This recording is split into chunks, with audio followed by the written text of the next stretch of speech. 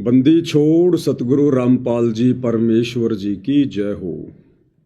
परम पिता परमात्मा सारी सृष्टि के रचनहार कुल मालिक असंख्य ब्रह्मांडों के स्वामी जगत गुरु तीनों लोकों में प्रवेश करके सबका धारण पोषण करने वाले राजाधिराज आत्माधार नाथों के नाथ देवों के देव महादेव सर्वेश्वर महेश्वर मृत्युंजय अजरो अमर आदि अनादि सनातनी प्रभु जगत पिता जगदीश्वर श्री श्री 1008 की उपाधि के वास्तविक अधिकारी अकाल मूर्त सौद स्वरूपी राम वासुदेव सर्वगतम ब्रह्म परम पूज्य प्रथम पूज्य परम संत परम पुरुष परम धनी परम दयालु सत्य कबीर हक्का कबीर अल्लाहु कबीर अल्लाहु अकबर बाखबर अल्लाह ताला जगत के तारणहार जगत के मुक्तिदाता जगत के जगन्नाथ हारे के सहारे हिंदुओं के राम मुसलमानों के अल्लाह सिखों के वाहिगुरु ईसाइयों के मसीह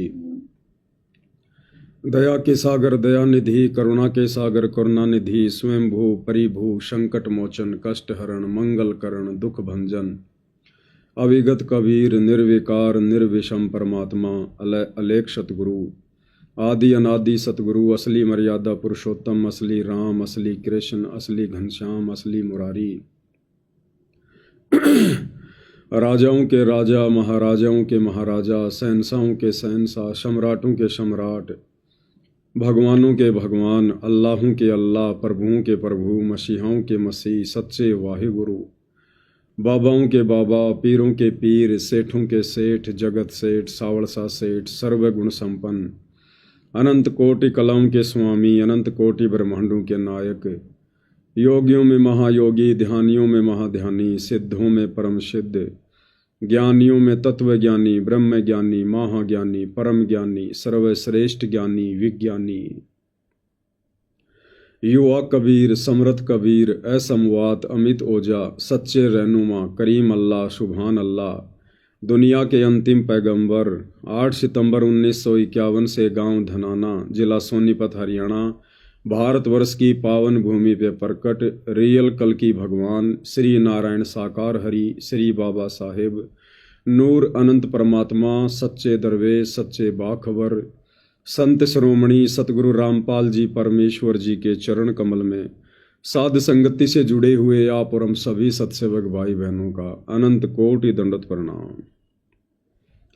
सत्साई भाई और बहनों, बहुत बड़ी दया बहुत बड़ी मेहर पूज्य गुरुदेव भगवान की परमेश्वर रामपाल जी की, जिनके शुभ आशीर्वाद से विशेष आशीर्वाद से आप और हम सभी साध संगति से जुड़े हुए सत्सेवक भाई बहन अपनी आत्मा के कल्याण हेतु भक्ति मार्ग पर हर प्रकार से मर्यादाओं में रहते हुए संघर्ष करते हुए निरंतर इस सतभक्ति मार्ग पर प्रयासरत हैं, निरंतर आगे की ओर बढ़ रहे हैं।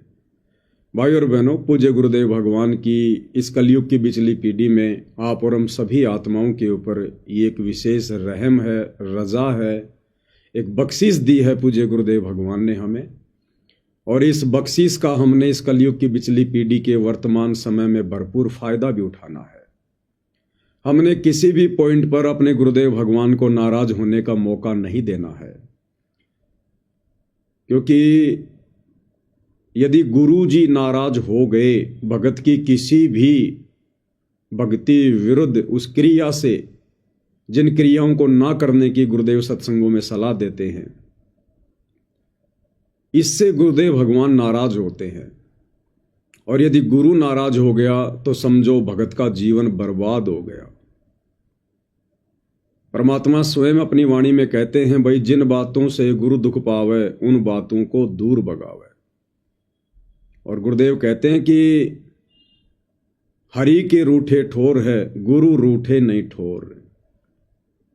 तो भाई और बहनों, अब इस कलयुग की बिचली पीढ़ी में और सन 1994 से पूज्य गुरुदेव भगवान परमेश्वर रामपाल जी ने जो अमर ज्ञान जो तत्व ज्ञान इन्हीं धर्मशास्त्रों से, पांचवें वेद सूक्ष्म वेद से दिखा दिखाकर जो हमें बताया है, समझाया है, हमारे जहन में इस तत्व ज्ञान को उतार दिया है, अब हमने किसी भी पॉइंट पर गुरुदेव भगवान को तनिक भी नाराज होने का मौका नहीं देना है।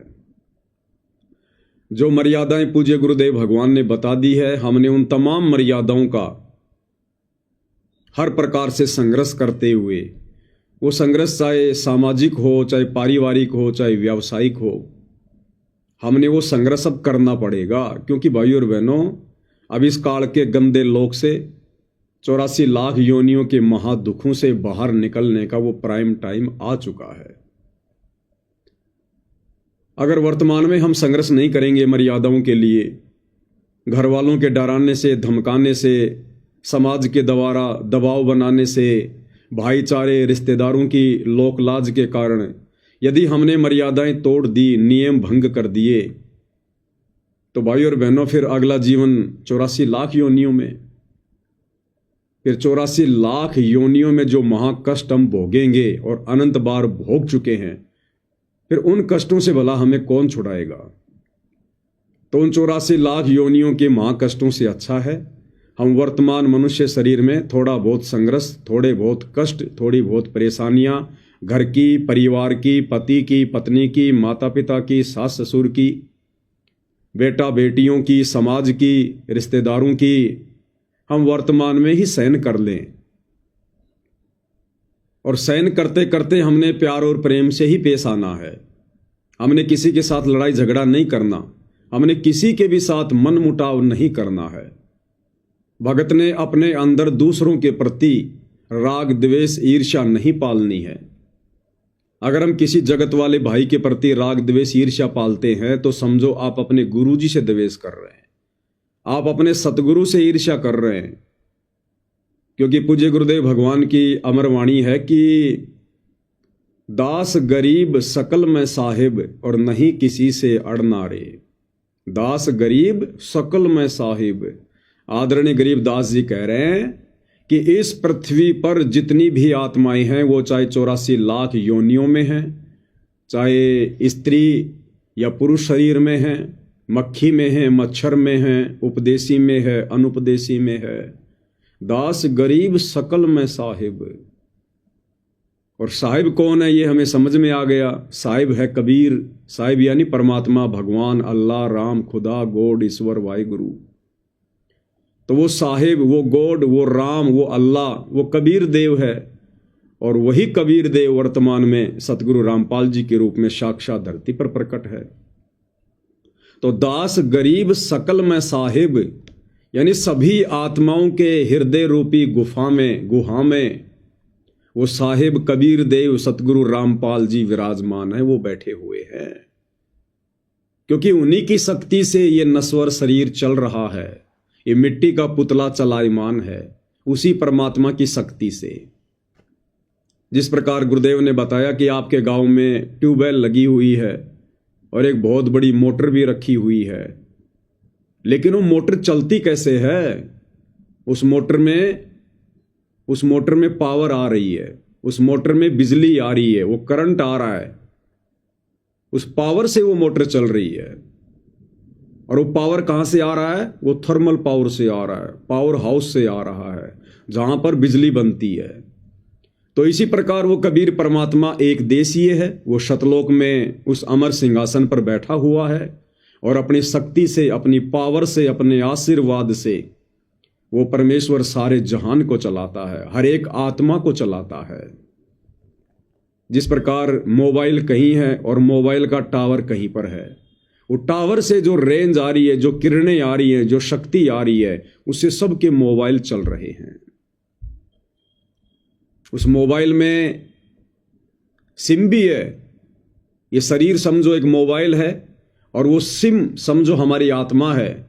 लेकिन उस सिम को यदि वो टावर से वो रेंज नहीं मिलेगी, वो किरणें नहीं मिलेंगी, वो सिम भी काम नहीं करेगी। इसी प्रकार हमारा ये माटी का पुतला और इसके अंदर जो जीव आत्मा है, इसके अंदर आत्मा भी है, लेकिन उस आत्मा को यदि वो पावर नहीं मिलेगी, परमात्मा जी का आशीर्वाद नहीं मिलेगा, वो शक्ति नहीं मिलेगी, तो भाइयों और बहनों, ये जीव आत्मा भी इस शरीर को नहीं चला सकती। तो आदरणीय गरीब दास जी कहते हैं कि दास गरीब सकल में साहिब। इस पृथ्वी पर हर एक आत्मा के अंदर उस परमात्मा की शक्ति काम कर रही है। वो परमात्मा स्वयं शब्द रूप है। हम हैं शब्द, शब्द हम माही, और हमसे भिन्न और कछु नाई। तो शब्द रूप में वो कबीर भगवान अर्थात सतगुरु रामपाल जी सभी जीव आत्माओं की हृदय रूपी गुहा में बैठे हुए हैं। अब यदि हम इस संसार में अगर हम किसी कुत्ते से भी नफरत करेंगे, गधे से भी नफरत करेंगे, उसको मारेंगे, पीटेंगे, या किसी व्यक्ति से, वो चाहे उपदेशी है, अनुपदेशी है, अगर हम राग द्वेष करेंगे, ईर्ष्या करेंगे, उसके बारे में निंदा चुगली करेंगे, उसके बारे में हम गंदा सोचेंगे, बुरा सोचेंगे, तो भाई और बहनों, हम अपने गुरुदेव भगवान के विषय में वैसा सोच रहे हैं फिर। इसलिए परमेश्वर हमें यह तत्व ज्ञान देने आते हैं कि बच्चों, आपने साधुता दिखानी है। एक भगत के अंदर जो भगत के गुण होते हैं, लक्षण होते हैं, क्योंकि एक भगत की भूमिका, एक दास की भूमिका स्वयं हमारे पूज्य गुरुदेव भगवान भी निभा कर दिखाते हैं। तो हमने तो अपने गुरुदेव भगवान को फॉलो करना है, उनको अनुसरण करना है, उनके भगत वाले जीवन को देखकर हमने भगत बनने की दिशा में आगे बढ़ना है। इसलिए गरीबदास जी कह रहे हैं, दास गरीब सकल में साहिब, नहीं किसी से अड़ना रे। हमने किसी को अपना शत्रु नहीं समझना है। मालिक की वाणी है ना, एक शत्रु एक मित्र है, भूल पड़ी रे प्राण, यम की नगरी जाएगा शब्द हमारा मान। इसलिए भाई और बहनों, हम सत्सेवक भाई बहनों ने जितनी भी आत्माएं साध संगति से जुड़ी हुई हैं, हंस बनने की दिशा में निरंतर आगे की ओर बढ़ रही हैं। हम भाई बहनों ने गुरुदेव के प्रत्येक वचन को लक्ष्मण रेखा मानकर भक्ति मार्ग पर आगे बढ़ना है। काल प्रेरणा से जगत वाले भाई बंधु लोग चाहे हमारा कितना ही विरोध करें, घर परिवार रिश्तेदार कितना ही विरोध करें, चाहे हमारे साथ मार पिटाई क्यों ना करें, ये दास का तो बेटर एक्सपीरियंस है। दास की तो कई बार हो चुकी है मार पिटाई, भक्तों ने भी कर दी है, जगत वालों ने भी बहुत की है, नाम दीक्षा से पहले, और नाम दीक्षा के बाद तो भक्तों ने पिटाई कर दी बहुत ज्यादा। तो दास का तो भाई और बहनों बेटर एक्सपीरियंस है, तभी परमात्मा हमारे निकट आएगा। हमने उनके प्रति मन में भी द्वेष पैदा नहीं करना कि इसने मुझे क्यों मारा, हे भगवान इसकी टिकट कब कटेगी, इसका बुरा कब होगा, इसके बुरे दिन कब आएंगे। यदि हमने इतना भी सोच लिया तो भी वो परमात्मा हमारे हृदय रूपी गुहा से बाहर निकल जाएगा। जो नियम है पूज्य गुरुदेव भगवान के, वो नियम है, तब वो परमात्मा हमारे निकट आएगा। क्योंकि ये बंधन है भाई और बहनों, राग द्वेष ईर्ष्या मनमुटाव छल कपट, किसी से ज्यादा मित्रता करना, किसी से ज्यादा बैर भाव करना, ये सब काल के हथकंडे हैं, काल की बेड़ियां हैं। यदि हमने एक भी बेड़ी को, एक भी जंजीर को नहीं काटा तो भला काल हमें कैसे छोड़ेगा। इसलिए हमने अपनी सभी हथकड़ियां कटवानी है, सभी जंजीरें हमने कटवानी हैं। इसलिए गुरुदेव भगवान कहते हैं कि यो गुरु ज्ञान विज्ञान वाणी, जीवित ही जग में मरो। अब जीवित ही संसार में मर जाना यही है। जिस प्रकार मरा हुआ व्यक्ति, अब उस मरे हुए व्यक्ति का ना कोई मित्र होता है ना कोई शत्रु होता है। उस मरे हुए व्यक्ति को चाहे कोई गालियां दो, चाहे उसके ऊपर कोई लठ बरसाओ, चाहे उसको आग में जलाओ, चाहे जमीन में दफनाओ, वो कुछ नहीं कहता, कुछ नहीं बोलता, वो शुशकता भी नहीं है, चुशकता भी नहीं है। चाहे कोई उसकी कितनी मान सम्मान करो, उसकी बड़ाई करो, कुछ नहीं बोलता वो। ना वो मान बड़ाई करने से प्रसन्न होता है, ना किसी के द्वारा गाली निकालने से, मारपीट करने से, गंदा बोलने से वो दुखी होता है, क्योंकि वो मर चुका है। और साधु संतों को जीवित ही मरने की शिक्षा उनके सतगुरुदेव भगवान दिया करते हैं। तो हम जब तक जीवित नहीं मरेंगे भाई और बहनों इस भक्ति मार्ग पर, सबको एक परमात्मा की संतान नहीं समझेंगे, सबके अंदर उस कबीर भगवान सतगुरु रामपाल जी की प्राण शक्ति मानकर व्यवहार नहीं करेंगे, तब तक हमारे अंदर से ये काल के द्वारा जो अवगुण भर दिए गए हैं ये बाहर नहीं निकल सकते, और इनके बाहर निकले बिना हम पार नहीं हो सकते। अब सतगुरुदेव भगवान हमें ज्ञान भी देते हैं, समाधान भी देते हैं, और साथ साथ में फिर गुरुदेव भगवान हमारी परीक्षा भी लेते हैं। कई बार परमात्मा जानबूझकर ऐसी परिस्थितियां पैदा कर देता है भगत के सामने, वो भगत की परीक्षा का समय होता है। उस समय भगत ने भगतपना दिखाना चाहिए, साधुता दिखानी चाहिए, संत ना छोड़े संतता, चाहे कोटिक में लया संत। तो भाई और बहनों, ये इस प्रकार की बहुत सारी परीक्षाएं आप और हमारी होंगी।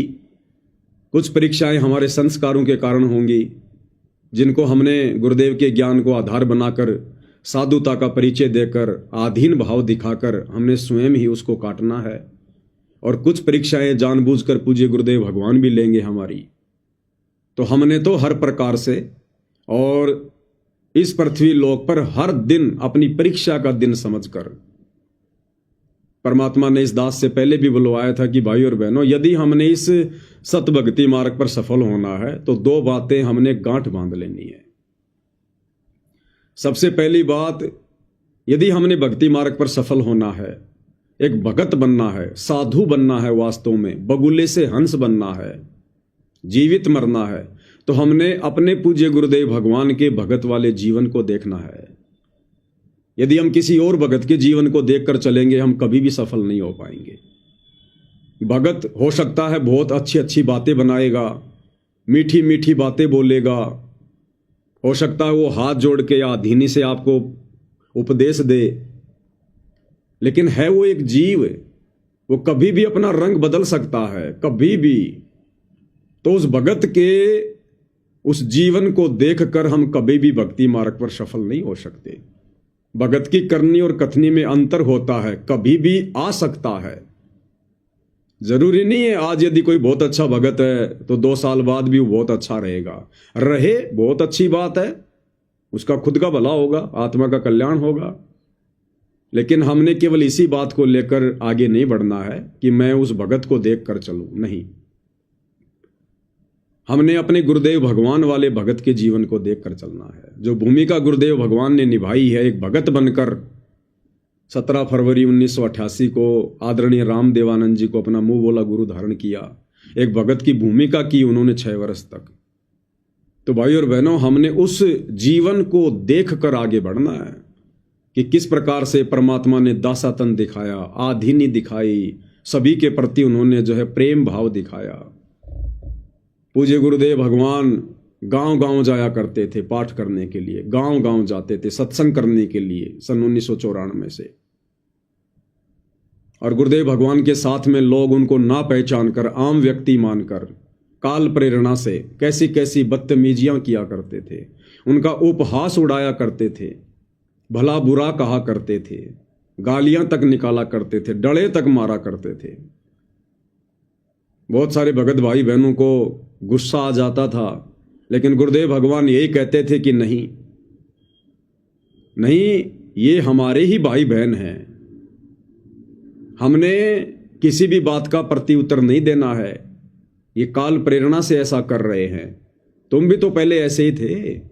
गुरुदेव भगवान हमें समझाते हैं कि बच्चों, तुम भी तो पहले ऐसे ही थे इस परमात्मा की शरण में आने से पहले। जब इनको समझ में आएगी तो ये भी हाथ जोड़ते हुए आएंगे, माफी मांगेंगे ये। तो गुरुदेव ने बताया कि हमने इनके साथ में प्रेम भाव से ही पेश आना है, प्रेम भाव से। और पूज्य गुरुदेव जी का जो छोटा लड़का है मनोज, उसने अपना इंटरव्यू दिया और उस इंटरव्यू में उसने क्या बताया। जब गुरुदेव गांव गांव जाते थे पाठ करने, सत्संग करने, लोग कैसा उनके साथ दुर्व्यवहार करते थे और गुरुदेव भगवान क्या शिक्षा दिया करते थे। तो ये चीजें काफी मतलब ये चीजें चली स्टार्टिंग में। तो ये चीजें चलने के बाद गुरु जी के फिर हजारों में संख्या हुई, भक्तों के नाम दीक्षा लगे, फिर लाखों में संख्या हुई, आज करोड़ों में संख्या है गुरु जी। इसके बीच में एक बात और बताना चाहूंगा, जब गुरु जी शुरू में स्टार्टिंग का संघर्ष करते थे उस समय पे हमने देखा है तो गुरु जी सत्संग कर रहे हैं, गाँव में शरारती तत्व होते हैं, वो क्या करते हैं, गुरु जी सत्संग कर रहे हैं, बाहर बैठे भाई आंगन में बाहर, तो क्या करते हैं, शरारती तत्व ऊपर से पत्थर फेंकते, शरारती तत्व पत्थर फेंकते, वो डिस्टर्ब करते ज्यादा से ज्यादा। तो वो बताते हैं जो श्रद्धालु बैठे जी ऐसे ऐसे, तो गुरु जी तब भी यही बोलते थे, बोले बेटा पहले तुम भी ऐसे थे।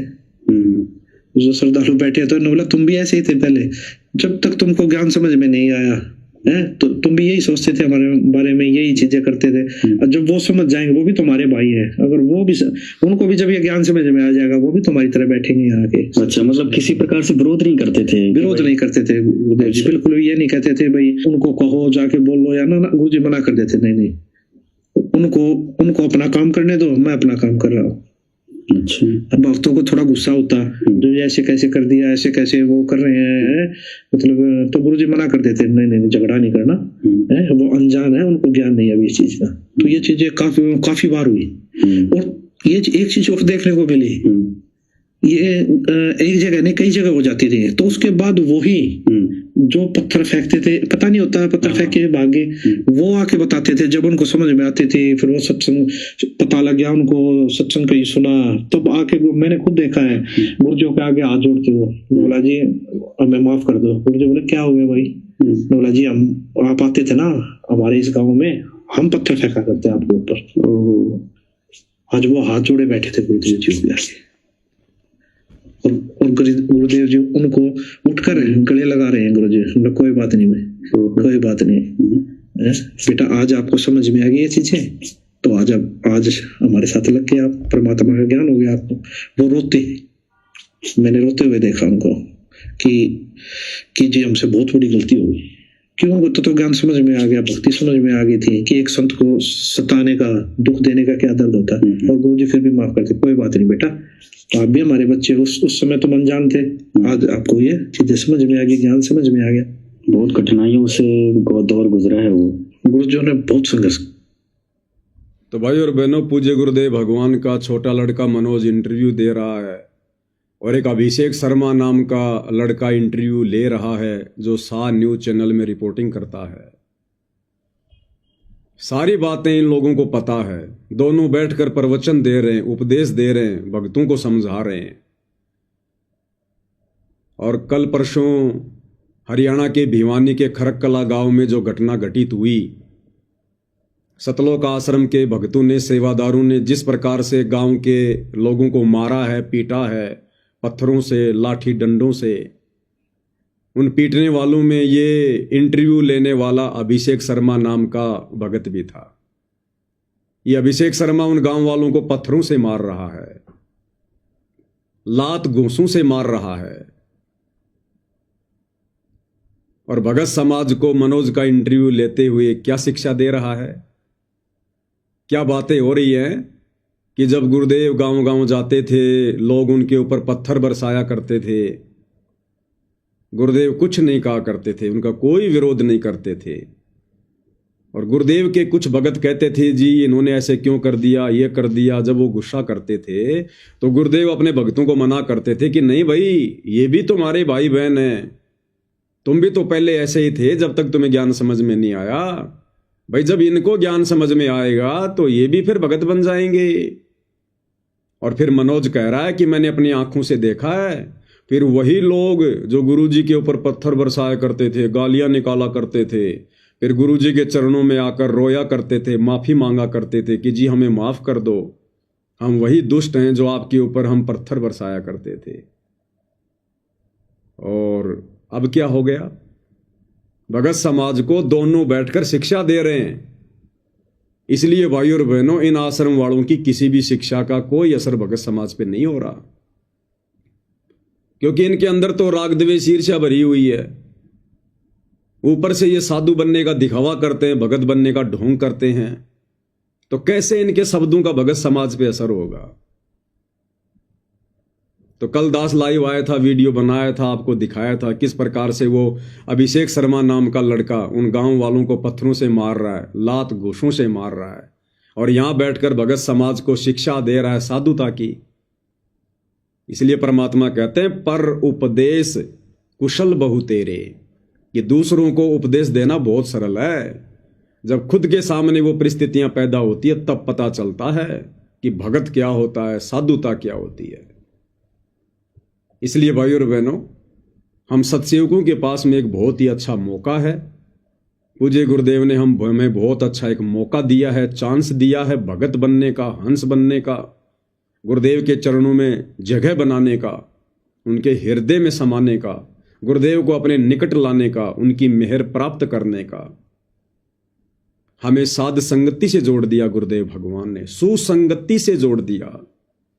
क्योंकि कबीर सागर के सरलार्थ में पूज्य गुरुदेव जी ने लिखा है कि बच्चों, नाम दीक्षा का मिल जाना एक अपना अलग महत्व है,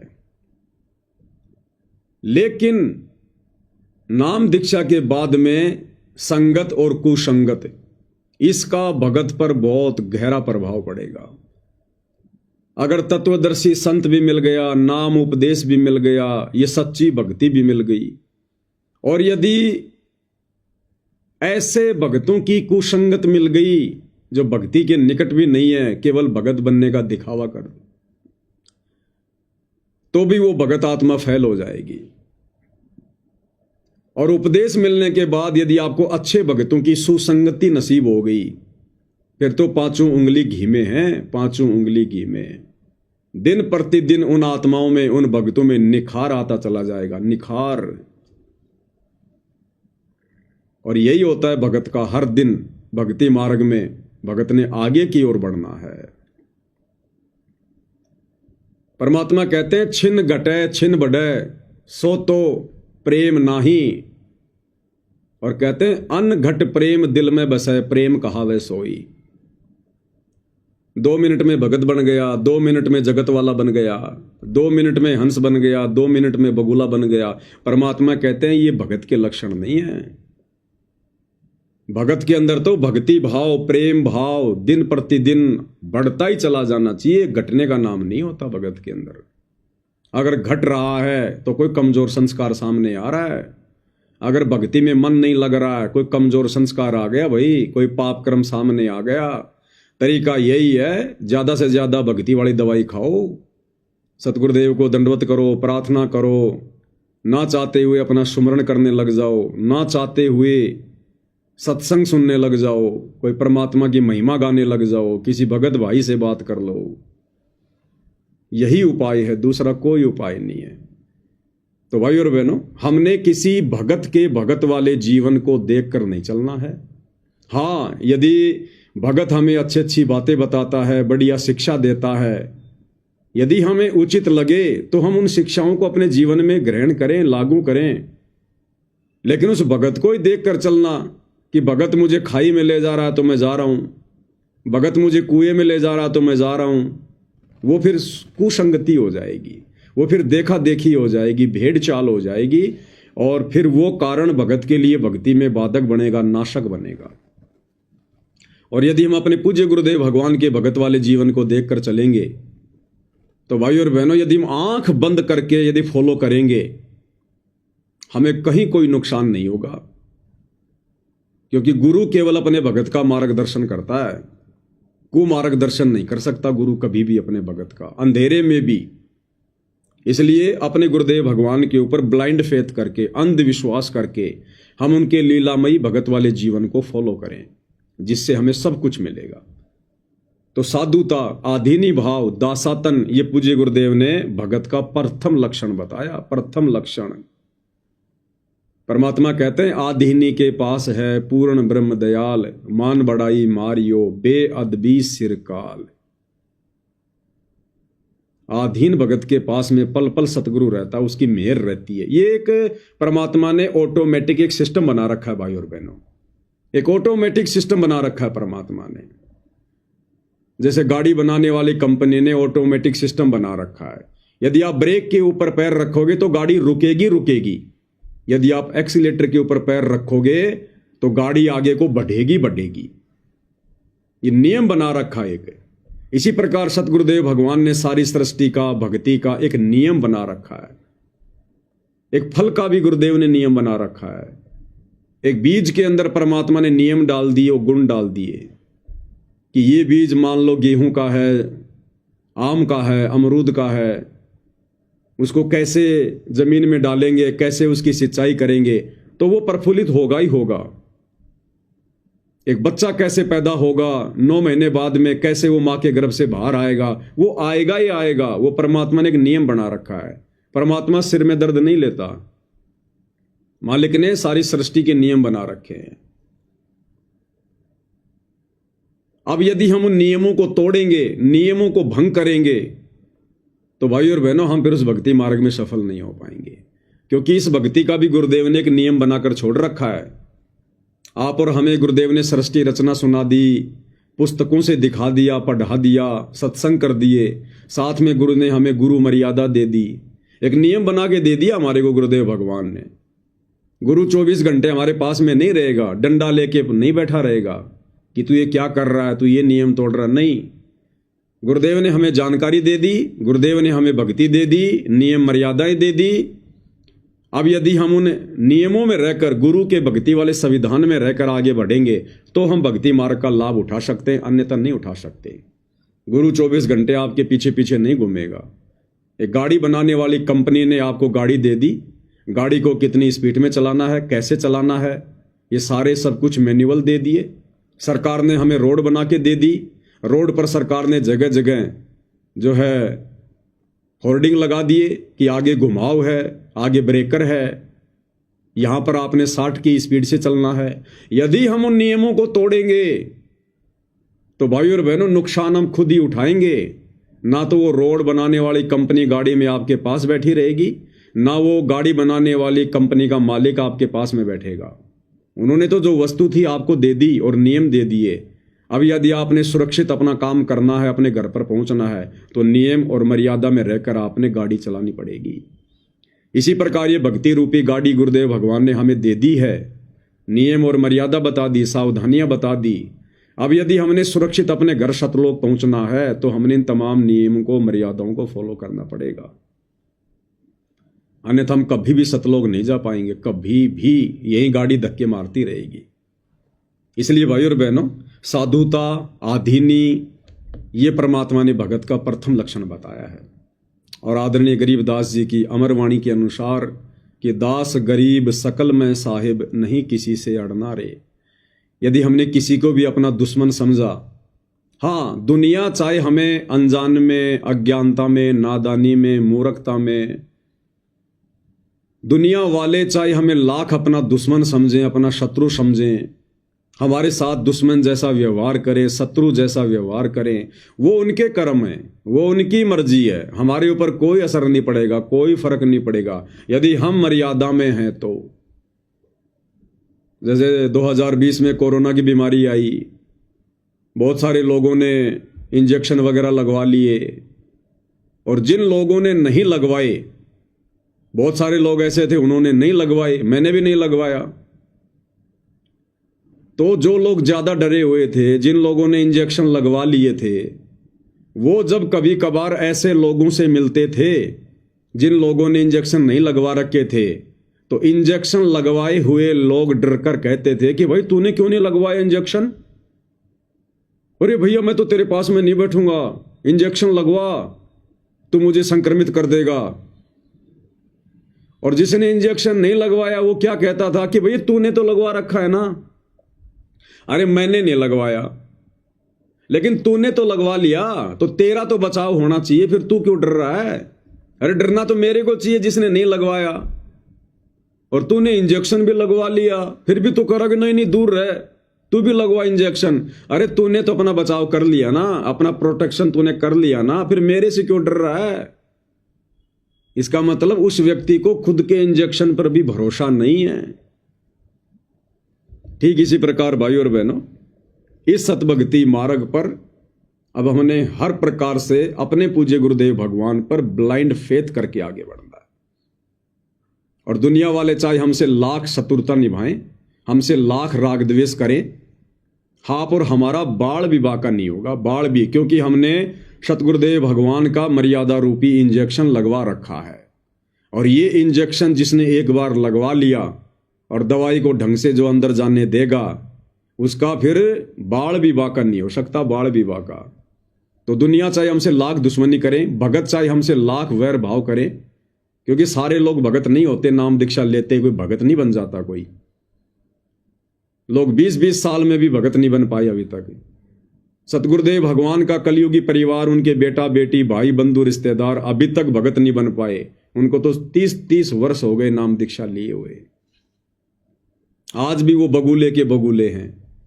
रोज हिसार जेल से गुरुदेव के संदेश आते हैं, गुरुदेव रोते हैं, उनको डांटते हैं, फटकारते हैं कि नालायको तुम कब भगत बनोगे, तुम कौन से दिन सुधरोगे, क्यों तुम मुझे दुखी कर रहे हो, क्यों भगवान को दुखी कर रहे हो, क्यों तुम मेरा रिजल्ट जो है खराब कर रहे हो। तो भाई अभी तक तो पूज्य गुरुदेव भगवान का कलयुगी परिवार ही सन 2025 तक भगत नहीं बना। जो पिछले 20 वर्षों से, 25 वर्षों से, 30 वर्षों से दीक्षा लेकर और संगत में बहुत बड़े भगत बनने का दिखावा कर रहे हैं। तो भाई और बहनों, हमने यदि भगत बनना है तो अपने पूज्य गुरुदेव भगवान के लीला में जीवन को अपने ऊपर अंगीकार करना पड़ेगा। ये नियम है, अध्यात्म का प्रथम नियम है। यदि हमने सफल होना है तो अपने गुरुदेव भगवान के भगत वाले जीवन को ही देखकर हमने भक्ति मार्ग पर आगे बढ़ना पड़ेगा। ये प्रथम नियम है। और दूसरा, हमने जीवित मरना पड़ेगा।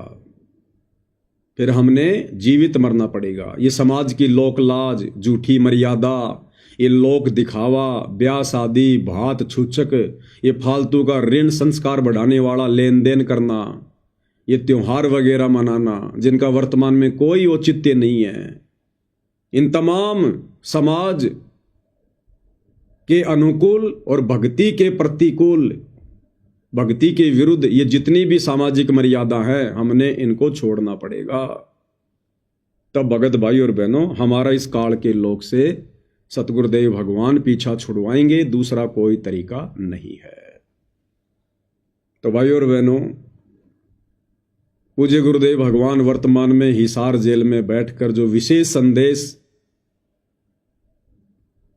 एक अंतिम विकल्प के रूप में, एक अंतिम विकल्प के रूप में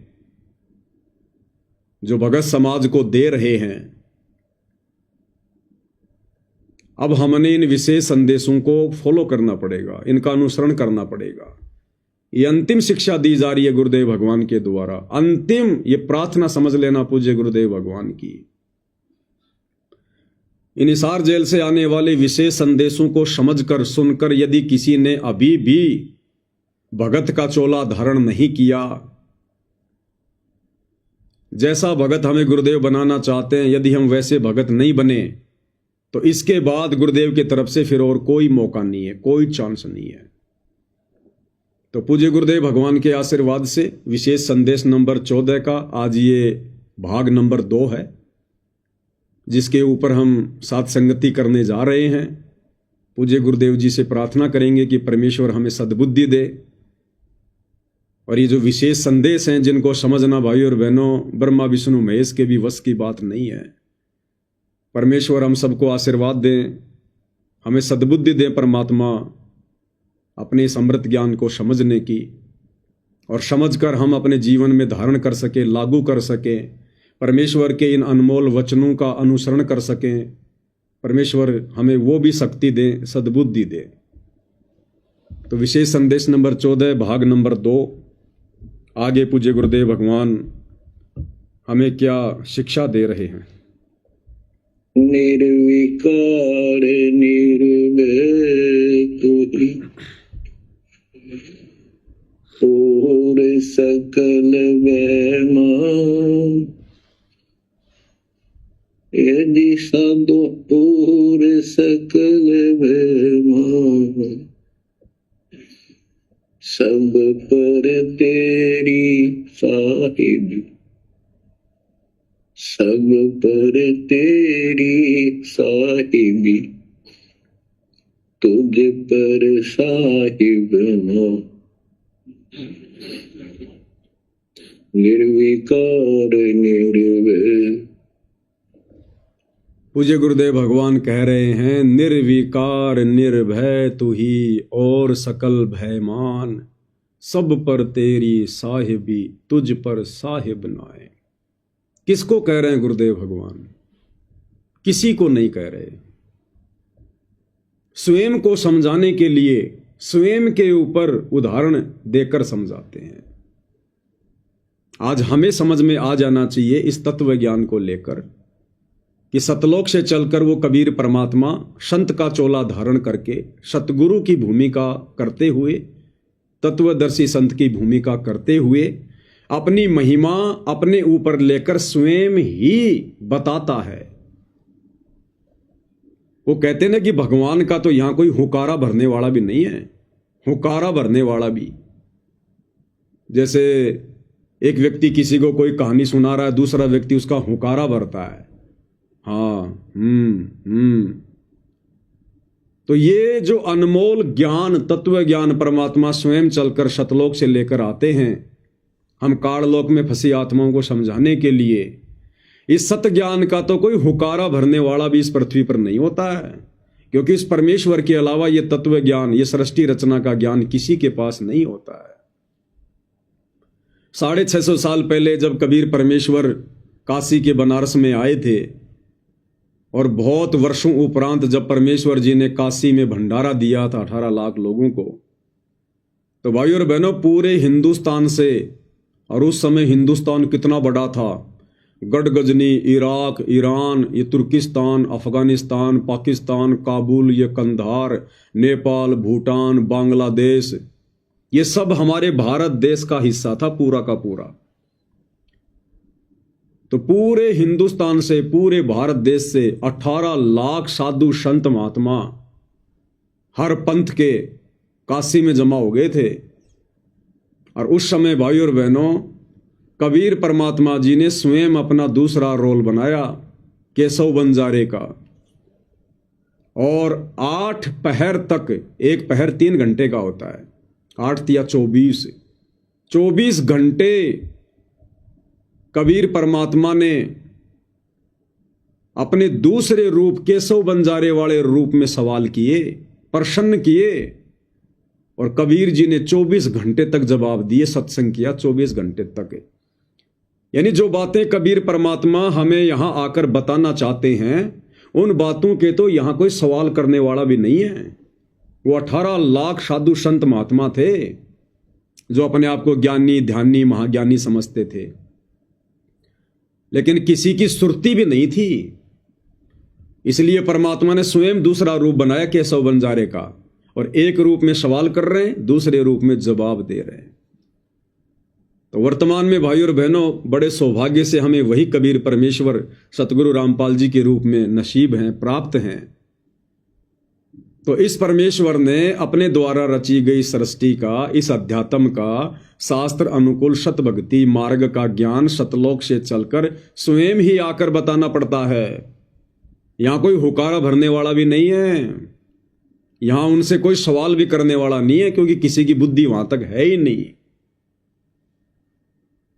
इसलिए गुरुदेव भगवान क्या कह रहे हैं, किसको कह रहे हैं कि निर्विकार निर्भय तू ही और सकल भय मान, हे जी साधो और सकल भय मान, सब पर तेरी साहेबी, सब पर तेरी साहेबी, तुझ पर साहेब ना निर्विकार निर्भय। अब हमने समझनी है ये बात कि वो निर्विकार निर्भय परमात्मा कौन है। स्वयं सतगुरु रामपाल जी हैं। पहली बात तो ये, इस काल के लोक में 21 ब्रह्मांड में निर्भय होकर सच्चाई या ब्रह्मा विष्णु महेश भी नहीं बता सकते। निर्भय होकर ये सच्चाई ब्रह्मा विष्णु महेश की माता जी दुर्गा भी नहीं बता सकती, क्योंकि सृष्टि रचना में गुरुदेव ने बताया कि इस काल ने, ज्योति निरंजन ने दुर्गा को पाबंद कर रखा है। यदि मेरे विषय में तूने ये सच्चाई आम जन को तो छोड़ो, अगर मेरे तीनों बेटों ब्रह्मा विष्णु महेश को भी बता दी तो मेरे से बुरा कोई और नहीं होगा। ये दुर्गा भी डरी हुई है, ये दुर्गा भी यहां पर निर्भय होकर सच्चाई नहीं बता सकती। ये ब्रह्मा विष्णु महेश बेचारे सच्चाई कहां से बता देंगे जब इनको पता ही नहीं है। फिर ये अपने आप को वेद शास्त्रों का ज्ञाता कहने वाले चतुर्वेदी, त्रिवेदी, द्विवेदी, आचार्य, शंकराचार्य, पोप, पादरी, पंडित, मुल्ला, मौलवी, ये काजी, पीर, पैगंबर, कुतुब, ओलिया और ये सुर नर मुनि ज्ञानी, ये कहां से बता देंगे भाई और बहनों में सच्चाई। कहाँ इनके पास में मोक्ष मार्ग है, मोक्ष का ज्ञान है, सतलोक का ज्ञान है। तो आज इस पृथ्वी पर सन 1994 से ये सच्चाई निर्भय होकर, सृष्टि रचना का ज्ञान निर्भय होकर हम पृथ्वीवासियों को कौन दे रहे हैं? सतगुरु रामपाल जी दे रहे हैं। तो ये ज्ञान वही दे सकता है जो निर्विकार और निर्भय है, और इस अखिल सृष्टि में निर्विकार और निर्भय केवल परम पूज्य परमेश्वर सतगुरु रामपाल जी हैं। तो आप और भगत भाई बहनों ने अब परमेश्वर की महिमा करनी चाहिए। ये शब्द हमने अपने पूज्य गुरुदेव भगवान के लिए गाना चाहिए, बोलना चाहिए उनकी महिमा में। परमेश्वर तो हमें समझा रहे हैं, हमारे को अध्यात्म समझाने के लिए अपने ऊपर उदाहरण देकर स्वयं ही स्वयं को निर्विकार कह रहे हैं, अपने आप को छुपाते हुए कि मैं तो उस कबीर जी का भेजा हुआ दास हूं, मैं तो उसका संदेश वाहक हूं, मैं तो उसकी हंस आत्मा हूं। परमात्मा तो कबीर जी हैं। यही लीला तो परमात्मा चारों युगों में करते हैं। सतयुग में परमात्मा आते हैं, एक तत्वदर्शी संत का रूप धारण करके आते हैं। सतयुग में सतसुकृत ऋषि के नाम से आए, अपने आप को कभी नहीं कहा कि मैं भगवान हूं, मैं परमात्मा हूं, और यही ज्ञान दिया करते थे जो ज्ञान आज दे रहे हैं पूज्य गुरुदेव भगवान। सन 1994 से दे रहे हैं गुरुदेव भगवान, लेकिन किसी ने भी उनके ज्ञान को स्वीकार नहीं किया। मनु जैसे उन तथाकथित विद्वानों ने परमात्मा का नाम ही बदल दिया, वामदेव, वामदेव नाम रख दिया कबीर परमेश्वर जी का, यानी उल्टा ज्ञान देने वाला। त्रेता में परमात्मा मुनिंद्र ऋषि के नाम से आए, लोगों ने विरोध किया। बहुत कम आत्माएं थी जिन्होंने ज्ञान को स्वीकार किया, लेकिन अंत तक वो भी मर्यादाओं में नहीं रह पाए। द्वापर में परमात्मा करुणा में ऋषि के नाम से आए, यही सत ज्ञान दिया, यही सृष्टि रचना का ज्ञान दिया। अपने आप को दास कहा करते थे, परमात्मा का भेजा हुआ संदेश वाहक कहा करते थे।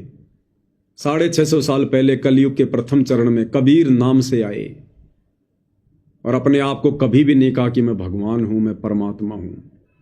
एक आध को कहा तो उन्होंने माना नहीं, और कहा कि परमात्मा तो सतलोक में रहता है, उसका सत्य पुरुष नाम है।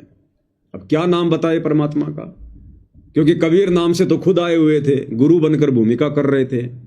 अगर ये कहें कि भाई कबीर भगवान है तो लोग मानने को तैयार नहीं, तो कहा करते थे कि सत्य पुरुष ने मुझे भेजा है, सत्य पुरुष ने।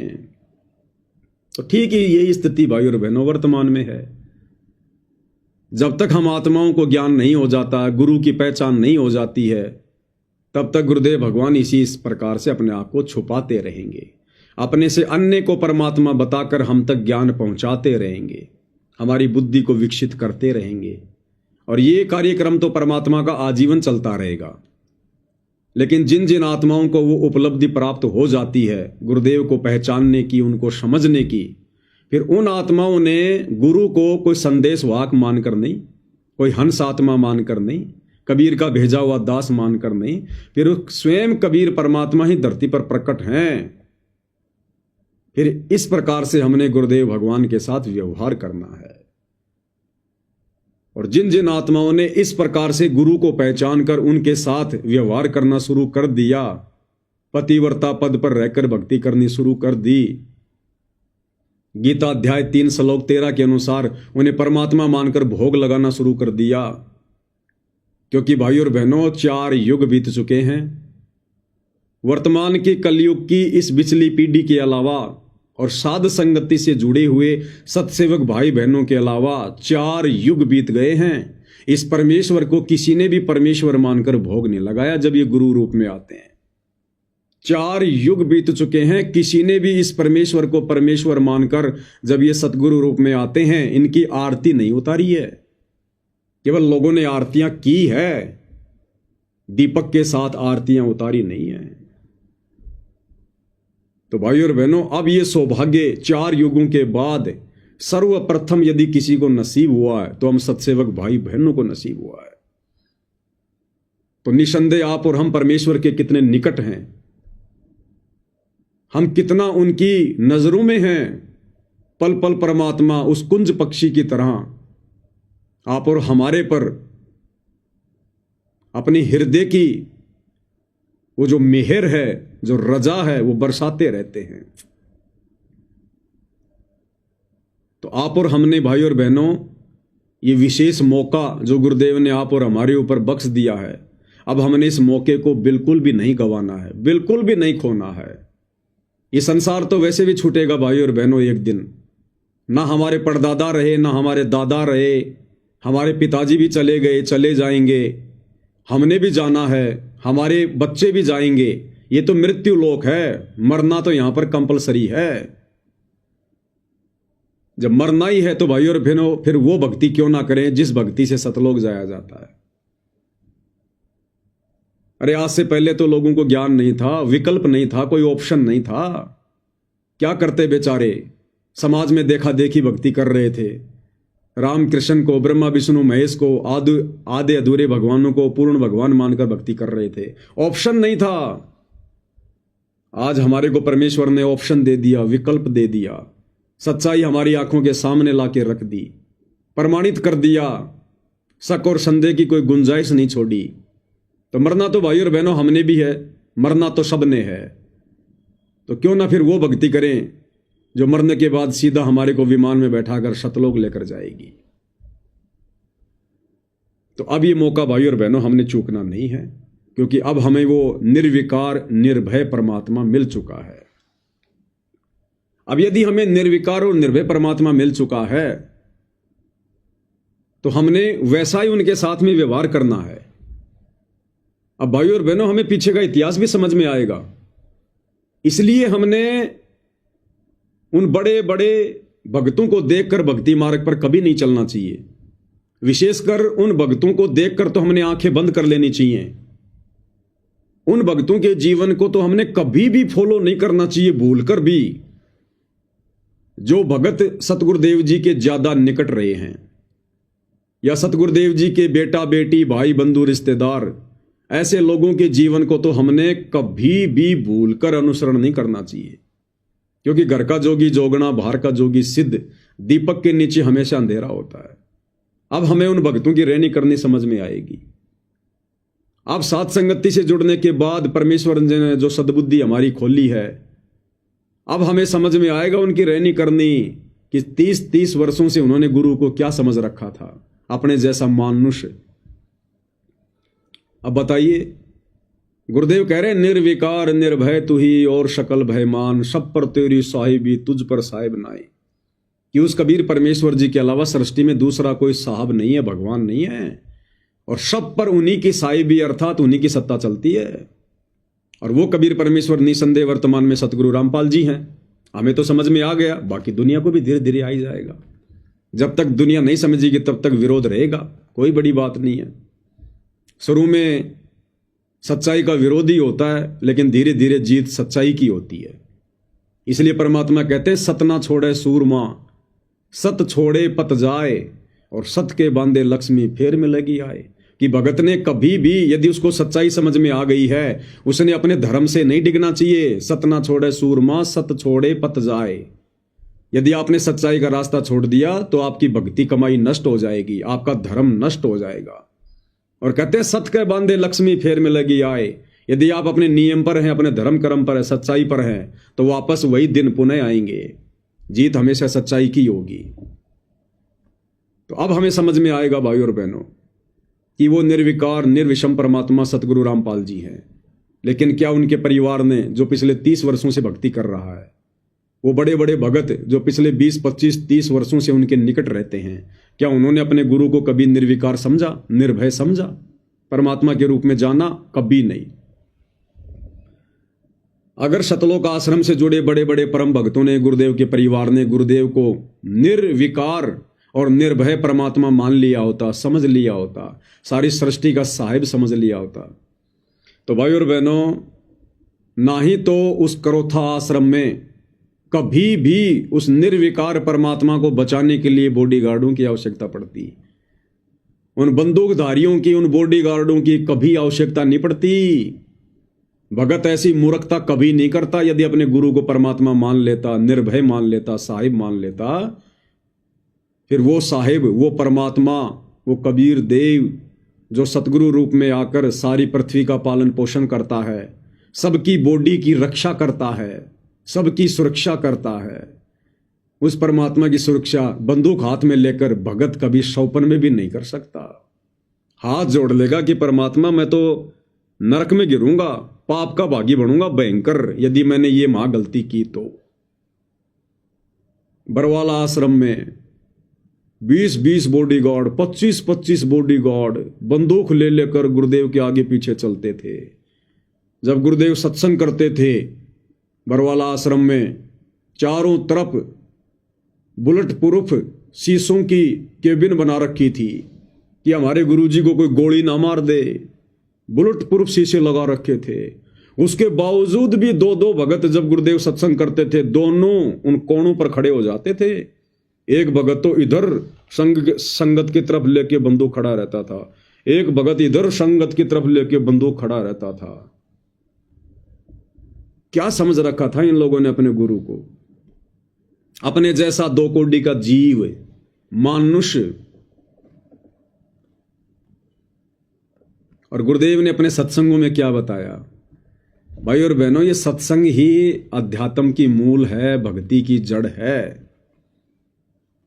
इसलिए गुरुदेव भगवान कहते हैं कि ये कलयुग की बिचली पीढ़ी में ज्ञान आधार का मार्ग है। जिसने सत्संग नहीं सुने, नहीं समझे, वो कभी भी भक्ति मार्ग पर दृढ़ होकर आगे नहीं बढ़ सकता। अब गुरुदेव ने हमें सत्संगों में क्या बताया?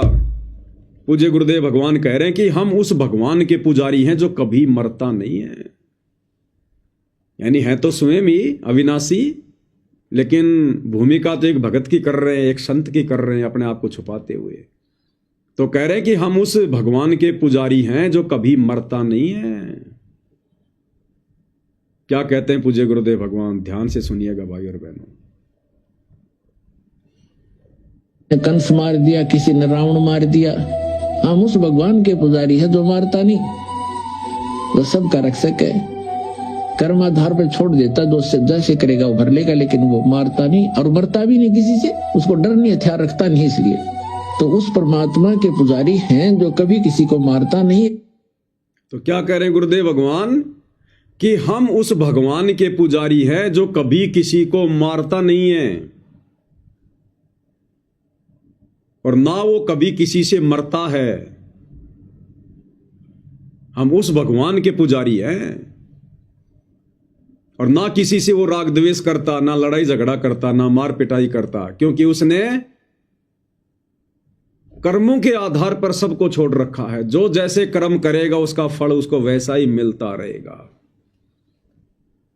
इसलिए हमने किसी भी भगत की किसी भी उल्टी सीधी उन क्रियाओं को देखकर डिसीजन नहीं लेना, क्योंकि यहां तो जैसे कर्म करोगे फिर वैसा ही भोग भोगना पड़ेगा।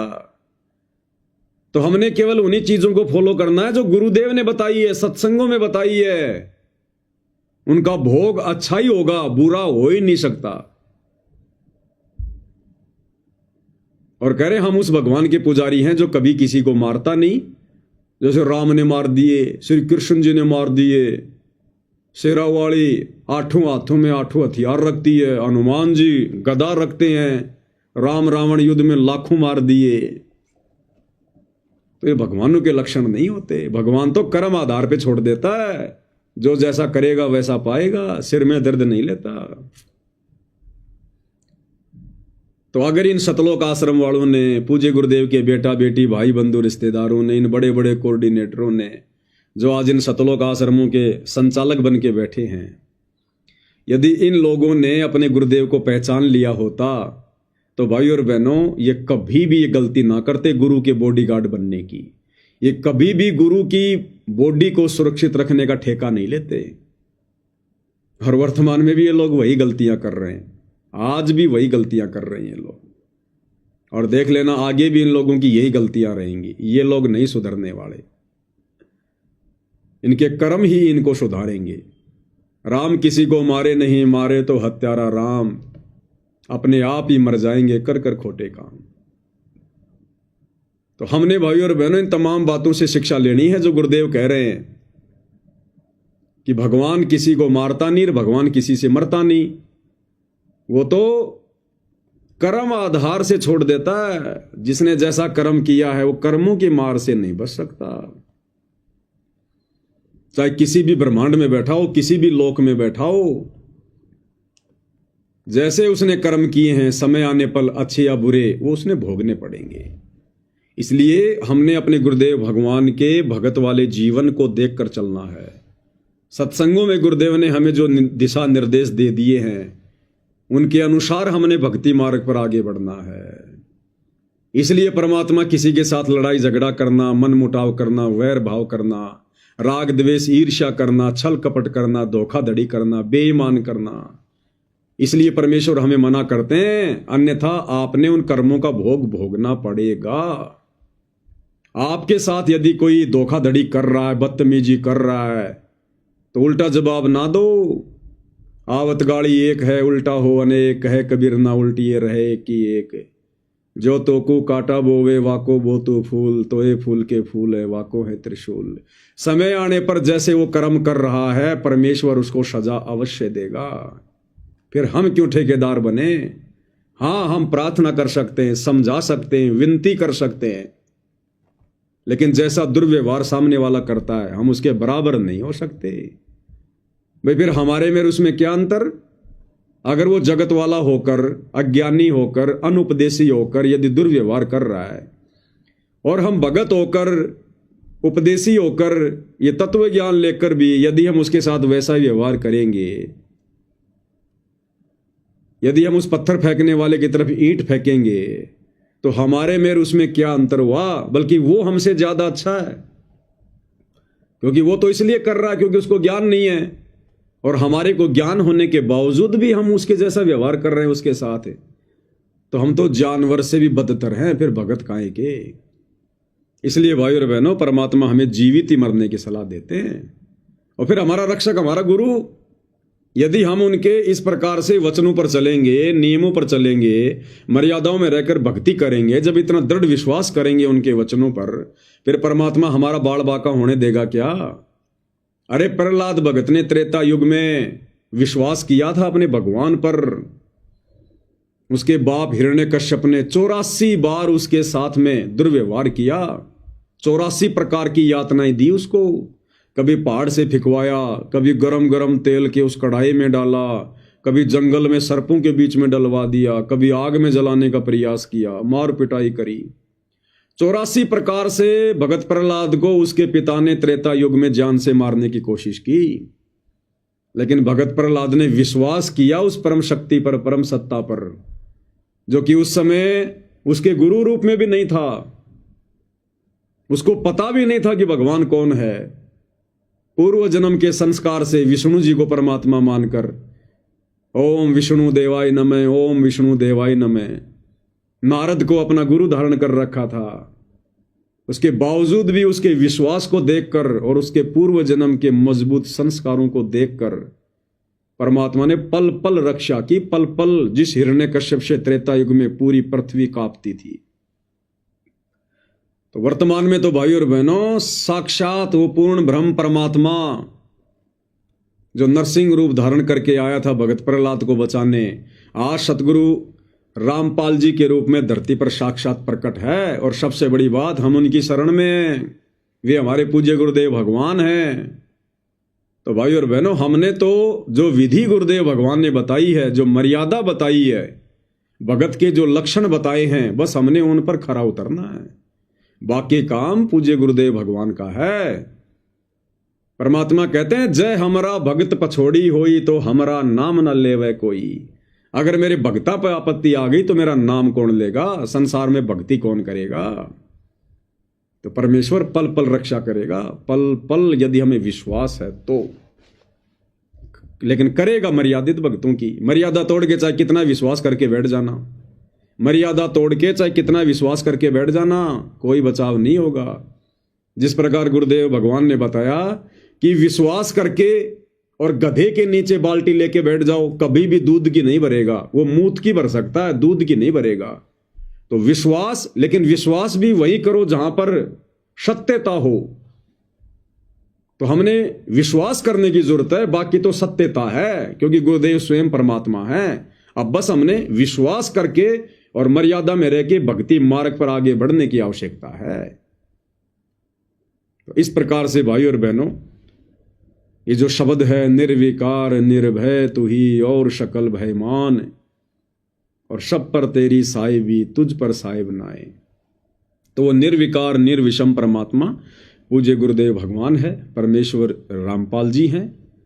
और भाई और बहनों, हमने इसी प्रकार से इस भक्ति मार्ग पर दृढ़ता के साथ स्वयं तो आगे बढ़ना ही बढ़ना है, अपने भगत भाई बहनों को भी जितना हो सके उतनी हमने दृढ़ता देनी है, सत प्रेरणा देनी है, क्योंकि भगत को भगत ही दृढ़ करेगा। इस ज्ञान से भगवान के बाद भगत ही परिचित होता है। संसार को तो इस तत्व ज्ञान की छीट भी नहीं है। संसार तो हमारा विरोध कर सकता है, हमें दृढ़ नहीं कर सकता, हमारे को कमजोर कर सकता है, क्योंकि उनकी क्रियाओं में और हमारी क्रियाओं में, समाज की परंपराओं में, भगत की परंपराओं में रात और दिन का अंतर हो जाता है। जगत में और भगत में 36 का आंकड़ा हो जाता है। तो जगत तो कभी हमें हिम्मत दे ही नहीं सकता। तो भगवान के बाद यानी गुरु के बाद यदि भगत भाई बहनों को कोई हिम्मत देगा तो कौन देगा? गुरु का शिष्य देगा, गुरु भाई देगा, गुरु बहन देगी। तो विशेषकर हम भगत भाई बहनों ने जो हम सतगुरु रामपाल जी की शरण में हैं, अरे और भी नहीं तो कम से कम भगत भाई बहनों के साथ तो प्यार प्रेम से रहो।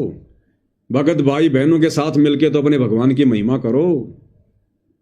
लेकिन देखो वर्तमान में काल का कितना भयंकर दाव षड्यंत्र, जो सतलोक आश्रमों से जुड़े हुए भाई बहन है, गुरुदेव का परिवार है, सतगुरु को परमेश्वर के रूप में ना जानकर ना पहचान कर, और जिन आत्माओं ने सतगुरु को परमेश्वर के रूप में जान लिया, पहचान लिया, साथ संगति वालों ने, उनके साथ में देखो किस प्रकार से राग द्वेष ईर्ष्या मुकदमेबाजी मार पिटाई मन मुटाव। तो सोचो भाई और बहनों, बाकी संसार का क्या होगा जब गुरुदेव भगवान के पिछले 35 वर्षों के संघर्ष से, उस प्रयास के चलते अभी तक संगत में ही एक मत नहीं हो पा रहा। संगत में भी 2 भाग बन गए, 2 ग्रुप बन गए, 2 पार्ट बन गए। तो सोचो भाई और बहनों, जगत तो भक्ति और भगवान से कितना दूर है। तो जिन जिन आत्माओं पर पूज्य गुरुदेव ने मेहर कर दी है, रजा कर दी है, सतज्ञान की, मर्यादाओं की अपनी पहचान करवा दी है, तो उन साध संगति से जुड़े हुए सत्सेवक भाई बहनों ने तो बिल्कुल कमर कस लेनी है, बिल्कुल कमर, कि अब हम अपने गुरुदेव भगवान को नाराज होने का तनिक भी मौका नहीं देंगे, बिल्कुल भी मौका नहीं देंगे। तो भाई और बहनों, अंत में हम पूज्य गुरुदेव भगवान की महिमा में एक शब्द गाएंगे। सत्साई भाई जरा शब्द की पुस्तक देना।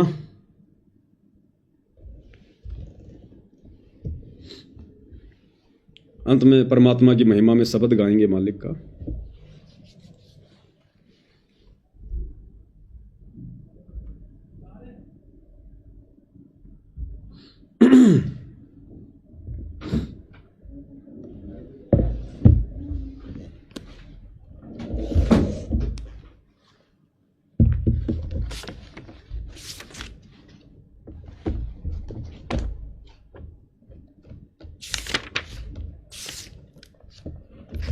बंदी छोड़ सतगुरु रामपाल जी परमेश्वर जी की जय हो। ये सतगुरु महिमा शब्द संग्रह है जो साथ संगति से जुड़े भाई बहनों ने पूज्य गुरुदेव भगवान की महिमा के लिए जितने भी शब्द जो पूज्य गुरुदेव भगवान ने अपने सत्संगों में गाए हैं वो सारे शब्द हैं। साथ में सतगुरुदेव जी की महिमा में सत्सेवक भाई बहनों ने जो शब्द बनाए हैं 10-15 वो भी इसमें ऐड है। तो सतगुरु महिमा के अंतर्गत पेज नंबर 229 शब्द नंबर 11, काहे भटक रहा इंसान। बंदी छोड़ सतगुरु रामपाल जी परमेश्वर जी की जय हो। काहे भटक रहा इंसान, पहचान धनाना वाले को। काहे भटक रहा इंसान, पहचान धनाना वाले को। कि भाई वो सारी सृष्टि का मालिक, अखिल ब्रह्मांडों का रचयिता, वो कबीर परमात्मा इस पृथ्वी पर आया हुआ है। हे नादान इंसान, क्यों भरम रहा है, क्यों भटक रहा है।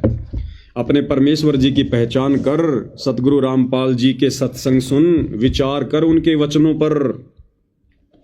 काहे भटक रहा इंसान, पहचान धनाना वाले को, पहचान धनाना वाले को, गुरुदेव धनाना वाले को, पहचान धनाना वाले को, भगवान धनाना वाले को।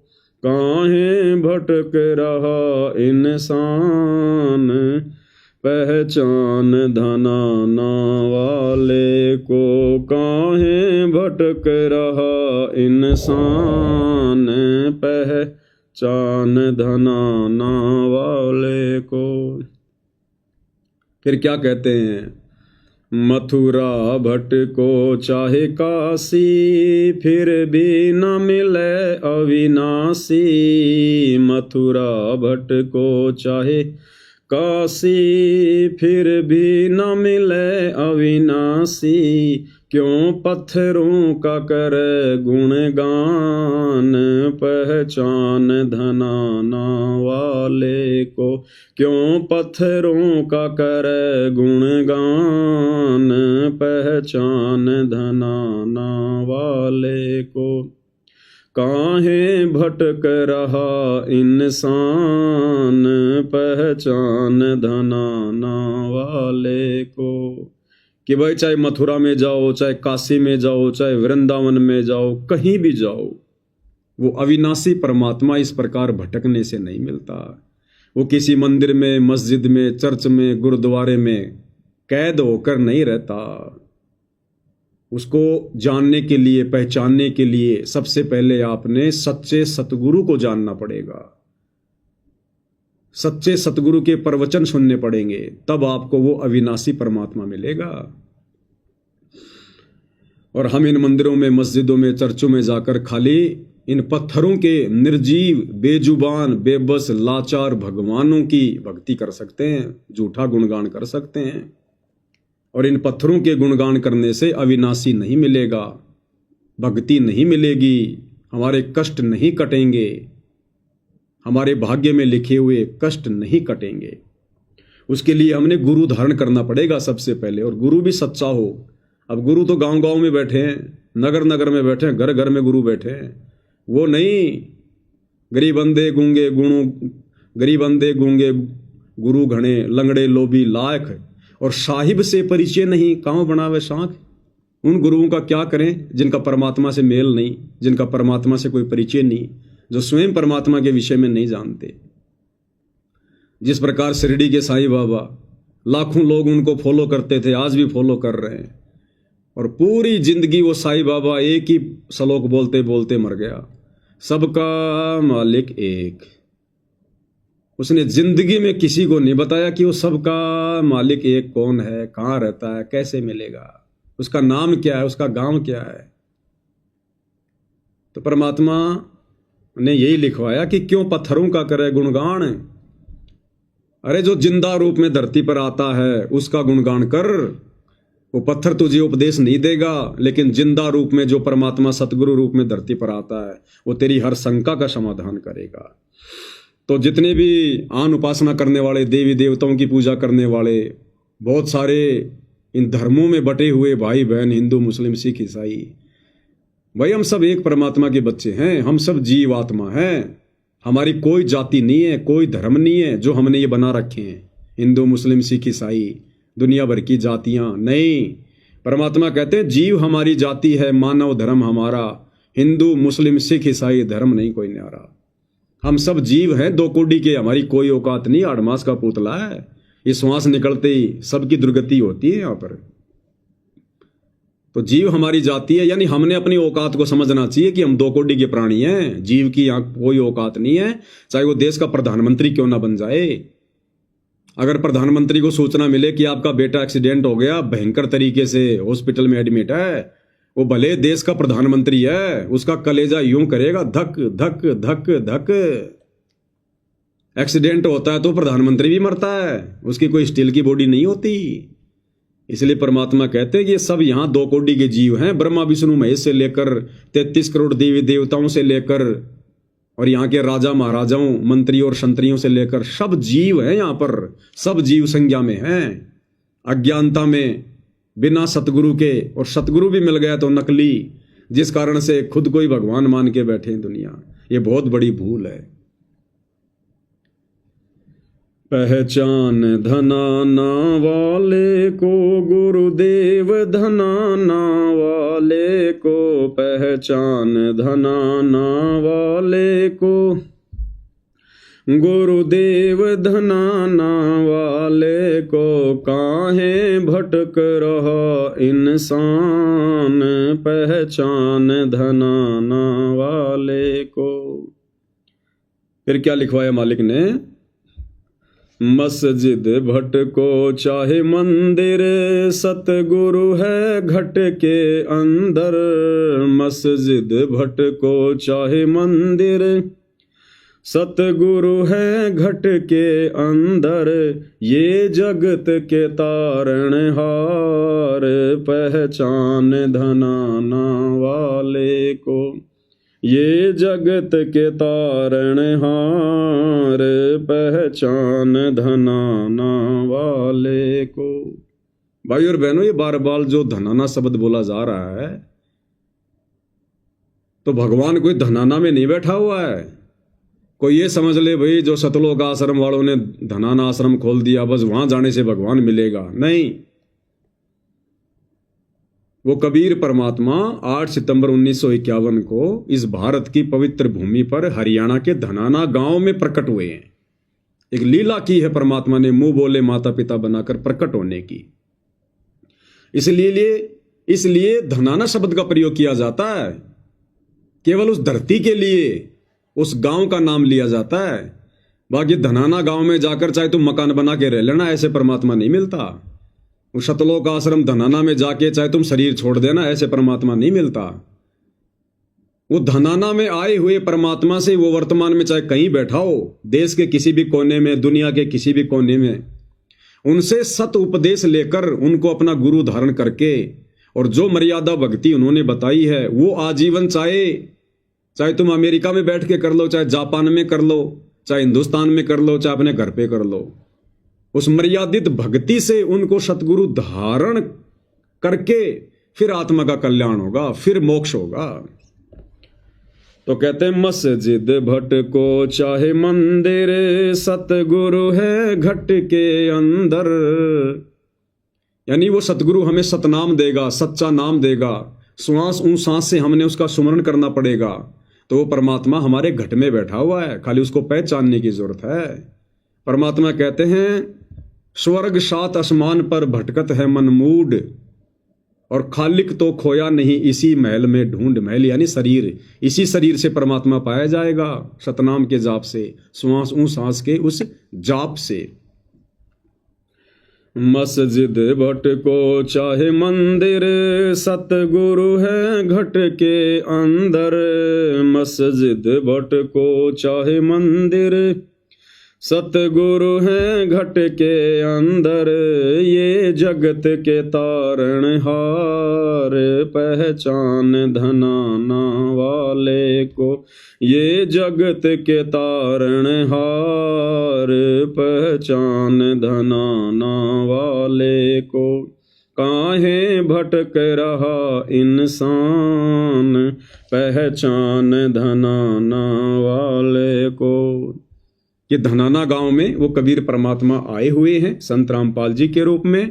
कहते हैं उनके सत्संग सुनकर उनको पहचानने का प्रयास कर। हम ना मुस्लिम ना हिंदू, सब एक पिता के बंधु।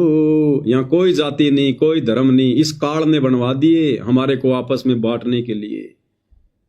अरे सतयुग में कोई जाति नहीं, कोई धर्म नहीं, त्रेता में कोई जाति नहीं, कोई धर्म नहीं, द्वापर में कोई जाति नहीं, कोई धर्म नहीं। ये पिछले 5000 वर्षों से जातियां बन गई, धर्म बन गए दुनिया भर के। क्यों? क्योंकि इस कलयुग में उस कबीर परमात्मा ने धनाना गांव में प्रकट होना था हमारे उद्धार के लिए, मोक्ष के लिए। तो उनके आने से पहले पहले इस काल ने जाल फैला दिया जातियों का, धर्मों का, संप्रदायों का। परिवारों को भी आपस में बांट दिया उसने, आधा परिवार शहर में, आधा परिवार गांव में, ताकि आपस में एक दूसरे से मिल ना सके, एक दूसरे के विचारों से हम लोग सहमत ना हो सके, एक दूसरे के दुश्मन बन जाएं। मेरी जाति सर्वश्रेष्ठ, मैं ब्राह्मण, मैं ठाकुर, मैं अहीर, मैं फलाना देना, मैं हिंदू, मैं मुस्लिम, मैं सिख, मैं जैनी। हमारे को आपस में एक ही परमात्मा के बच्चों को, जिस प्रकार एक बाप के 4 बच्चे हैं, एक बाप की 4 संतान है, और जब वो पिता शाम को काम धंधा करके घर की तरफ आता है तो एक बच्चा क्या कहता है कि देखो देखो मेरे पापा जी आ गए, मेरे पापा जी आ गए। दूसरा नादान बच्चा कहता नहीं, वो तो मेरे डैडी है, मेरे डैडी। तीसरा कहता अरे तेरा दिमाग खराब है क्या, वो तो मेरे फादर है, मेरे फादर। और चौथा वो कहता अरे तुम तीनों है ना मंदबुद्धि हो, वो तो मेरा बाप आ रहा है, मेरा बाप है। अब भाई चाहे उसको फादर कह दो, चाहे उसको डैडी कह दो, चाहे बाप कह दो, चाहे उसको पिता कह दो, वो है एक ही उनका। तो हिंदू जिसको भगवान कह रहे हैं, मुसलमान जिसको अल्लाह कह रहे हैं, वाहिगुरु जिसे सिख भाई जिसको वाहिगुरु कह रहे हैं, ईसाई जिसको मसीहा कह रहे हैं, गॉड कह रहे हैं, अरे वो एक ही है भाई, कबीर परमात्मा। वेदों की तरफ लौटो, सतगुरु रामपाल जी ने पढ़ा दिए, समझा दिए, उनके प्रवचन सुनो। वेद लाकर पढ़ने से नहीं समझ पाओगे। सतगुरु रामपाल जी ने उन्हीं वेदों को जो इन ऋषि महर्षियों ने लिखे हैं, जिनको हम ऑथेंटिक मानते हैं, उन्हीं को पढ़ पढ़ के दिखा दिया, समझा दिया, अपनी तरफ से वेद नहीं लिखे। अब तो सतगुरु रामपाल जी के प्रवचन समझने की जरूरत है, सुनने की जरूरत है, तब हम ये जाति और धर्म के इस षड्यंत्र से बाहर निकल सकते हैं, भक्ति कर सकते हैं। नहीं तो आपस में मरोगे, कटोगे। आने वाले समय में युग परिवर्तन का समय है, कोई बचाने वाला नहीं है धरती पर। यह काल का सुनियोजित षड्यंत्र था हमें आपस में बांटने का। तो भाई मुसलमान चाहे मस्जिद में जा जाके चाहे अपना माथा घिस दो, अल्लाह के दर्शन भी नहीं होने वाले। और हिंदू चाहे मंदिर में जा जाके, सिख भाई चाहे गुरुद्वारों में जा जाके कितने पाठ कर लो भाई, और ईसाई भाई चर्चों में जाके कितना ही कुछ कर लो, सो यत्न कर लो, उस मसीहा के तो छाया के दर्शन भी नहीं कर सकते तुम। अगर उसको पूरा का पूरा प्राप्त करना है तो सतगुरु रामपाल जी को सतगुरु धारण करना पड़ेगा। ये स्वयं ही वो अल्लाह है, मसीहा है, वाहिगुरु है, गॉड है, भगवान है। लेकिन ऐसे समझ में नहीं आएगा ये, उसके लिए इनके सत्संग सुनने पड़ेंगे, ज्ञान से परिचित होना पड़ेगा। फिर देखना तुम्हारे को स्पष्ट रूप से प्रत्यक्ष में भगवान खड़ा दिखाई देगा। भगवान है।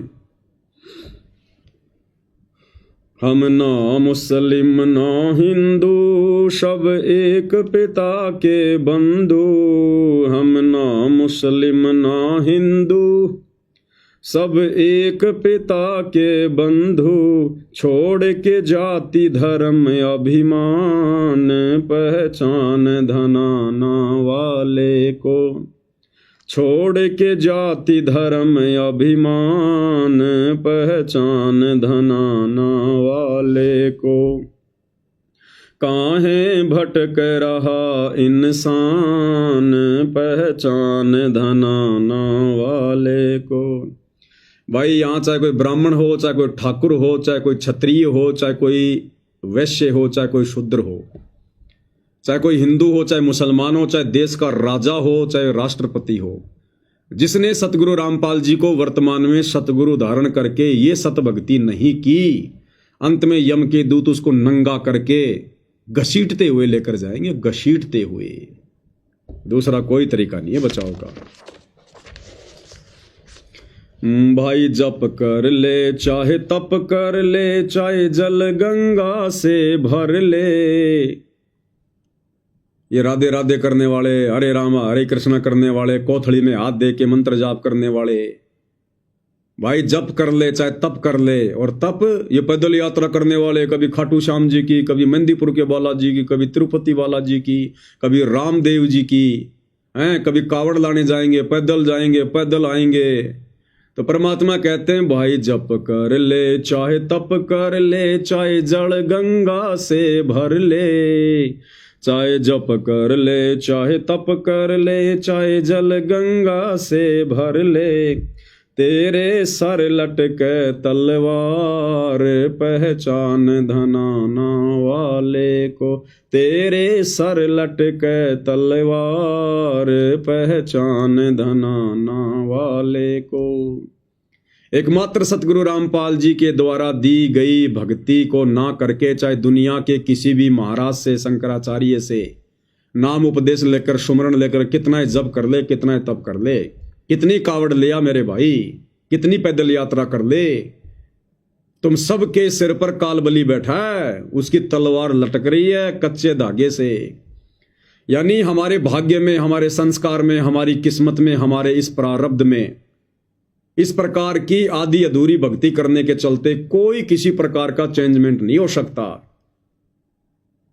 अरे सारी दुनिया भक्ति कर रही है, फिर भी आंखों के सामने बेटा मर रहा है, बेटी मर रही है, खुद का एक्सीडेंट हो रहा है।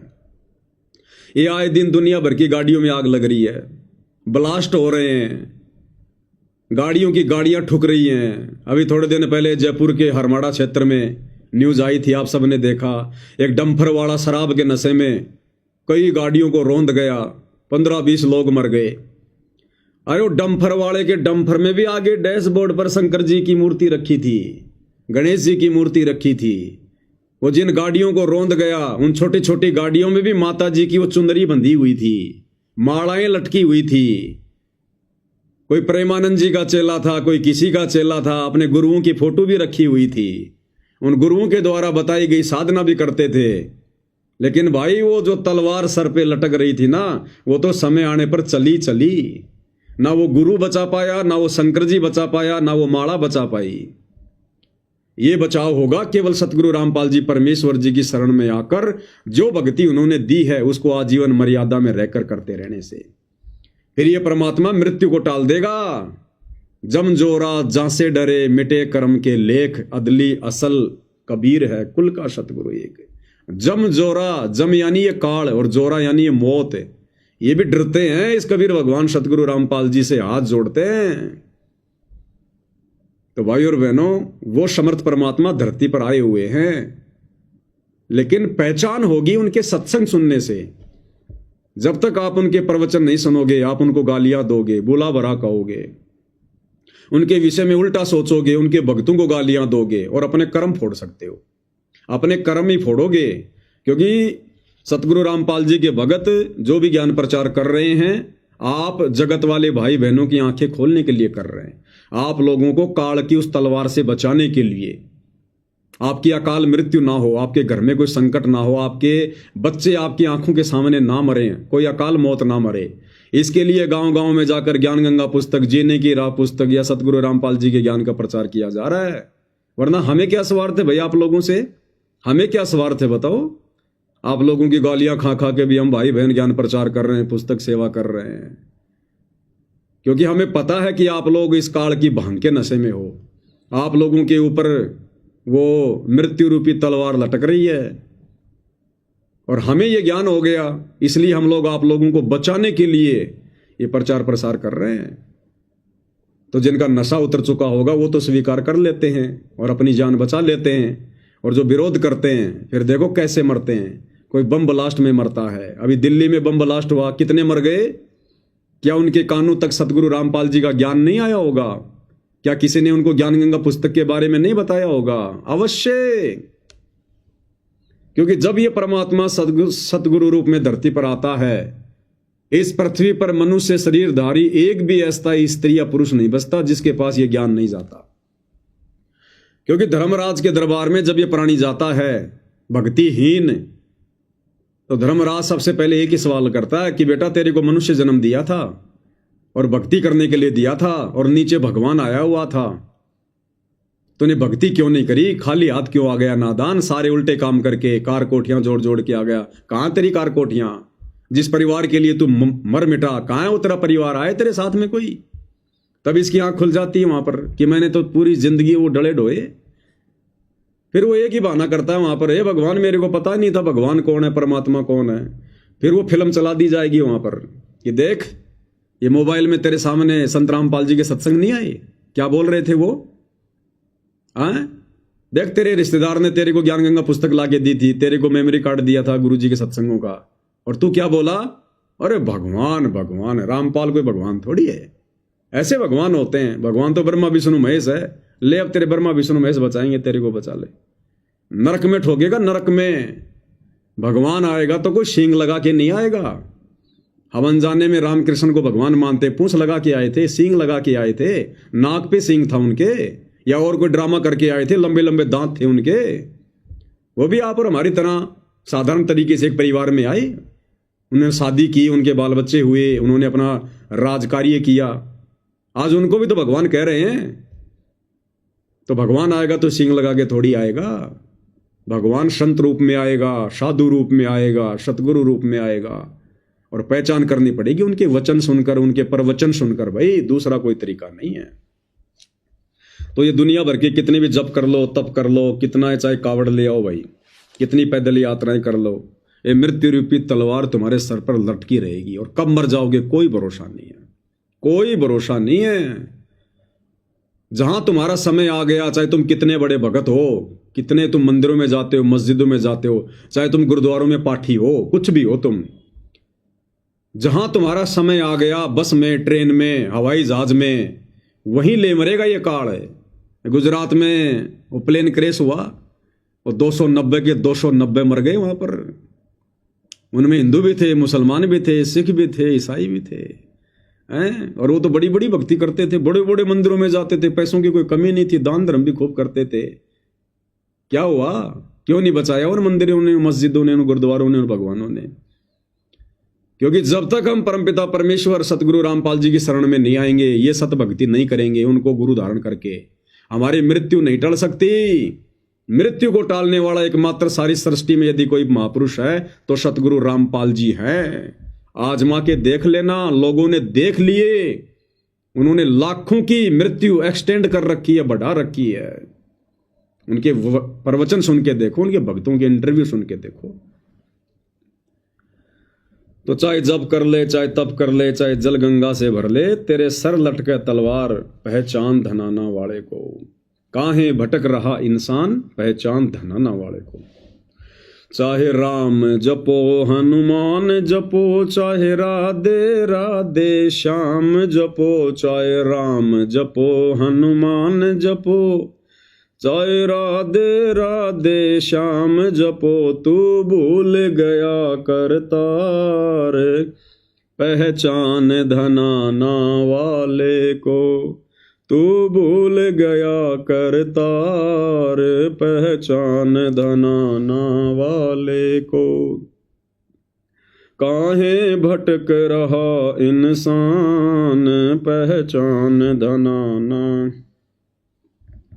चाहे राम जपो, हनुमान जपो, चाहे राधे राधे श्याम जपो, कितना ही जय श्री राम कर लो, कितना ही मंदिरों में चले जाओ भाई, हनुमान जी की कितनी भक्ति कर लो। अरे हनुमान जी की भक्ति तो छोड़ो, श्री रामचंद्र जी की भक्ति का भी विधान किसी शास्त्र में नहीं है। वो तो एक उनकी जीवन लीला है जो रामायण हम पढ़ते हैं। उन्होंने क्या अच्छे कर्म किए, क्या बुरे कर्म किए, उनके जीवन में क्या क्या घटनाएं घटित हुई। वो तो एक नोवेल है, नोवेल समझ लो, एक वो समझ लो खाली एक कहानी है वो तो उसके जीवन की। अब मेरे जीवन पे कोई कहानी बनाएगा तो रामायण से भी जो है बड़ी बन जाएगी।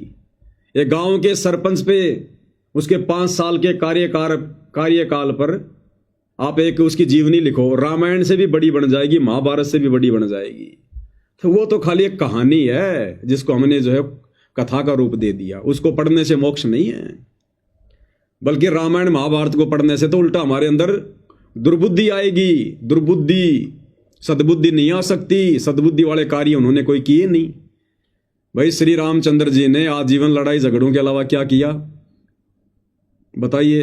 राम रावण युद्ध किया, फिर कभी अश्वमेघ यज्ञ किया, घोड़ा छोड़ दिया, और राजाओं के साथ में लड़ाई की, झगड़े किए, जंगल में जानवर मारे, और क्या काम किए? बाद में सीता को घर से निकाल दिया। क्या शिक्षा लोगे आप उनसे? अपनी पत्नी पे अविश्वास किया, उसकी अग्नि परीक्षा ली, क्या शिक्षा लोगे आप? महाभारत को देख लो आप, भाई बंटवारे को लेकर आपस में लड़ाई झगड़ा, मार पिटाई, दुनिया मरवा दी, करोड़ों लोग मरवा दिए। वो जमीन यहीं पड़ी है और वो नरक में पड़े हैं। क्या शिक्षा मिलेगी हमें इनसे?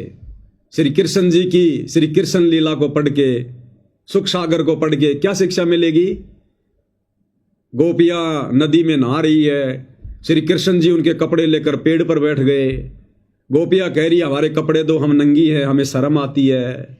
श्री कृष्ण जी कह रहे हैं नहीं नहीं, नंगी आओ फिर कपड़े लो।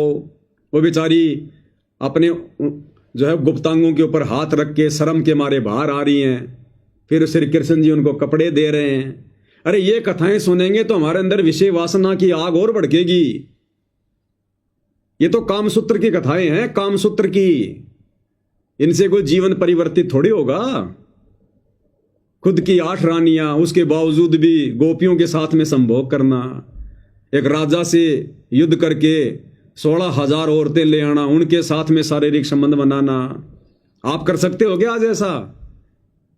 अरे जो श्री कृष्ण जी ने किया, क्योंकि भगवान के पद चिन्हों पर भगत ने चलना पड़ता है, तो आज आप श्री कृष्ण जी के पद चिन्हों पे आप जी जो है चल सकते हो क्या? और चल लिए तो आप जी सुखी रह सकते हो क्या? ना तुम्हारा घर बचेगा, ना परिवार बचेगा, ना तुम्हारा समाज बचेगा। उनके तो 8 रानियां थी, उसके बावजूद उन्होंने 16,000 के साथ शारीरिक संबंध बनाए। तुम अपनी औरत के अलावा किसी एक से भी बना लो, सबसे पहले तो तुम्हें औरत छोड़ के भागेगी, मुकदमे हो जाएंगे तुम्हारे ऊपर, घर टूट जाएगा, परिवार टूट जाएगा। आज तुम किसी नाती हुई बहन बेटी के लेके कपड़े और पेड़ पर जो चढ़ो, छत पे चढ़ो और बोलो कि नंगी आ तब दूंगा ये तेरी साड़ी, शाम पहले गांव में झगड़ा हो जाएगा।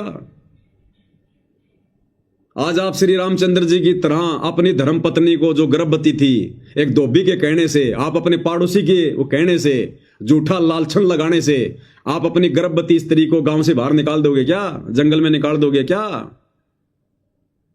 तो जो काम आज वर्तमान में एक साधारण व्यक्ति भी नहीं कर सकता, उसको भी इतनी समझ है, वो कार्य हमारे भगवानों ने किए। तो काहे के भगवान थे भाई?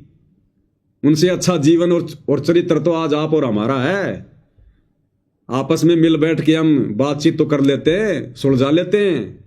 उन्होंने तो तीर मारे, सुदर्शन चक्कर मारे, अग्नि बाण मारे, दुनिया मार दी, सबके पाप कर्म अपने सिर पर लेकर और चले गए। समय आने पर भोगेंगे अपने कर्म। तो बताओ, या तो रामचंद्र जी की भक्ति का भी ना तो रामायण में विधान है, ना गीता में, ना वेदों में। गीता जी अध्याय 15 श्लोक नंबर 16 और 17 ब्रह्मा विष्णु महेश की पूजा करने को भी मना करता है। अध्याय 7 श्लोक नंबर 12 से 15 तीनों गुणों की पूजा करने के लिए मना करता है, ब्रह्मा विष्णु महेश की भक्ति। और हम पूज रहे हनुमान जी। हनुमान जी तो बेचारा भगत था एक। अरे हनुमान जी तो खुद भगत था, श्री रामचंद्र की भक्ति करता था, भर में था बेचारा, और हम हनुमान जी के पीछे लग गए।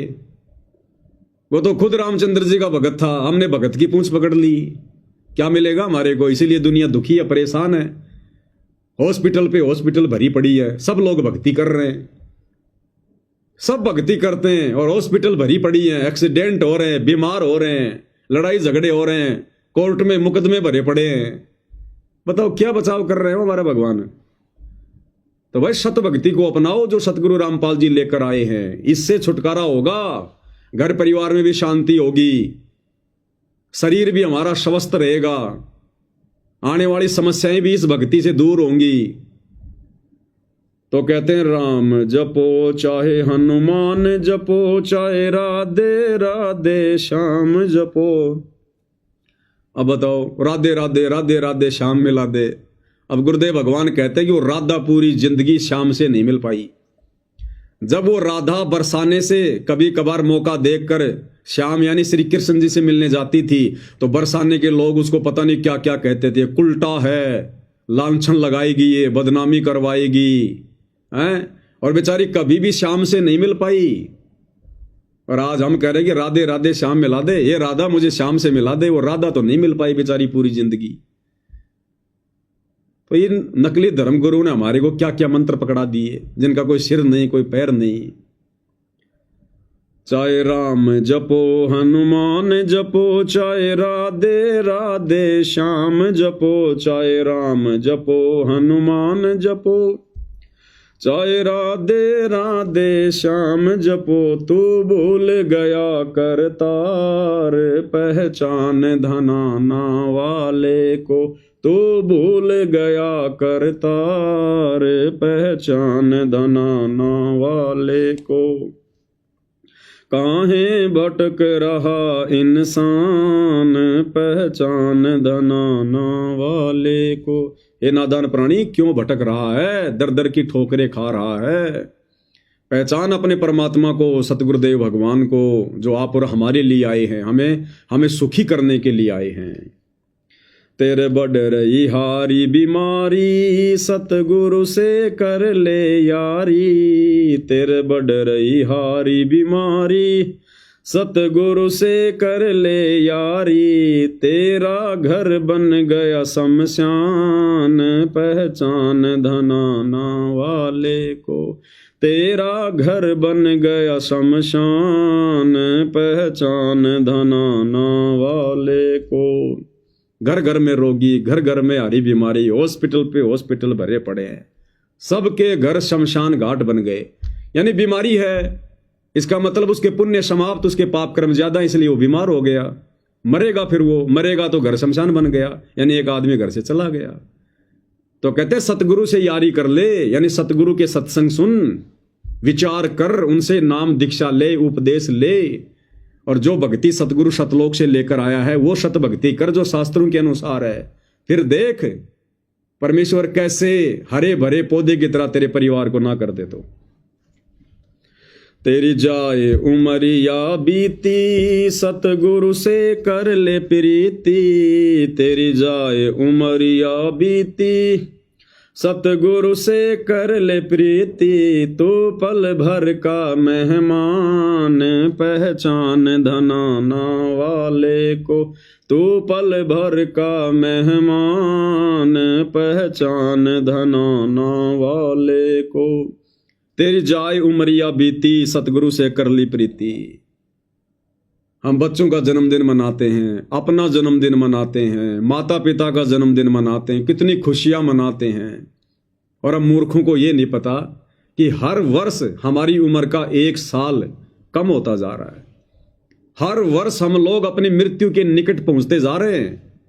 अरे मान लो किसी व्यक्ति की उम्र 100 साल की है और हर साल वो अपना जन्मदिन मना रहा है, खुशी मना रहा है, वो तो अपनी मौत की खुशी मना रहा है, क्योंकि हर साल उसकी मृत्यु उसके निकट आ रही है। एक एक साल हर वर्ष उसकी उम्र में घटता जा रहा है और वो जन्मदिन मना रहा है, खुशी मना रहा है, डीजे पे नाच रहा है। अब बताओ काहे का वो बुद्धिमान इंसान है वो, उसको तो होश ही नहीं है तू क्या कर रहा है।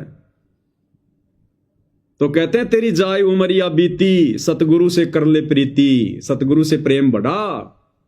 सतगुरु से प्रेम बढ़ाने का मतलब है सत्संग सुन, निष्पक्ष होकर अपनी आत्मा के कल्याण के लिए, जीवन को सफल करने के लिए, मोक्ष के लिए। नहीं तो तेरी ये उम्र पल पल बीतती जा रही है और तू पल भर का मेहमान। ये मनुष्य शरीर आड़मास का पुतला, नस्वर, आग में जल के ये मर जाए, पानी में डूब के ये मर जाए, हवा में गिर के ये मर जाए, बीमारी से ये मर जाए, लड़ाई झगड़े में ये खत्म हो जाए। बताओ हम किस चीज पे हम लोग यहां पर आंडी पाक रहे हैं। तो कहते हैं तू पल भर का मेहमान है। भाई और बहनों, अंत में हमारे ये सांसारिक वस्तुएं, सांसारिक रिश्ते कोई काम नहीं आएगा। और जितनी हमने बकवाद की हैं जिंदगी भर में, वो कर्म हमारे को फिर भोगने पड़ेंगे। अभी आप देख रहे होंगे अभिनेता धर्मेंद्र, क्या किया उन्होंने पूरी जिंदगी, सिर्फ लोगों का समय बर्बाद किया, लोगों की समस्या बर्बाद की। काल का षड्यंत्र था। ये जितने भी जो फिल्म स्टार हैं, ये क्रिकेटर हैं, इनको काल स्पेशल तौर पर भेजता है, स्पेशल तौर पर लोगों का समय बर्बाद करवाने के लिए, श्वासें बर्बाद करवाने के लिए। ये सतयुग में, त्रेता द्वापर में, आज से 100 साल पहले ये फिल्में नहीं थी, ये सिनेमा हॉल नहीं थे। ये काल ने इसी 100 साल के अंदर अंदर सारी बकवादें शुरू करवाई है, विज्ञान के माध्यम से, टेक्नोलॉजी के माध्यम से। क्योंकि परमात्मा ने इसी समय तो धरती पर आना था। काल को भी इस बात का पता था कि इन आत्माओं को मेरे जाल से निकाल कर ज्ञान देकर सतलोक लेकर जाएगा सतगुरु। उससे पहले पहले मैं इन आत्माओं की श्वासें बर्बाद करवा दूं, समय बर्बाद करवा दूं, इनका मन मैला कर दूं, इनको गंदगी में सन दूं। और ये स्पेशल तौर पर काल ने जितने भी ये हीरो हैं, जिनको हम हीरो कहते हैं, एक्टर कहते हैं, ये काल के दूत हैं सारे के सारे।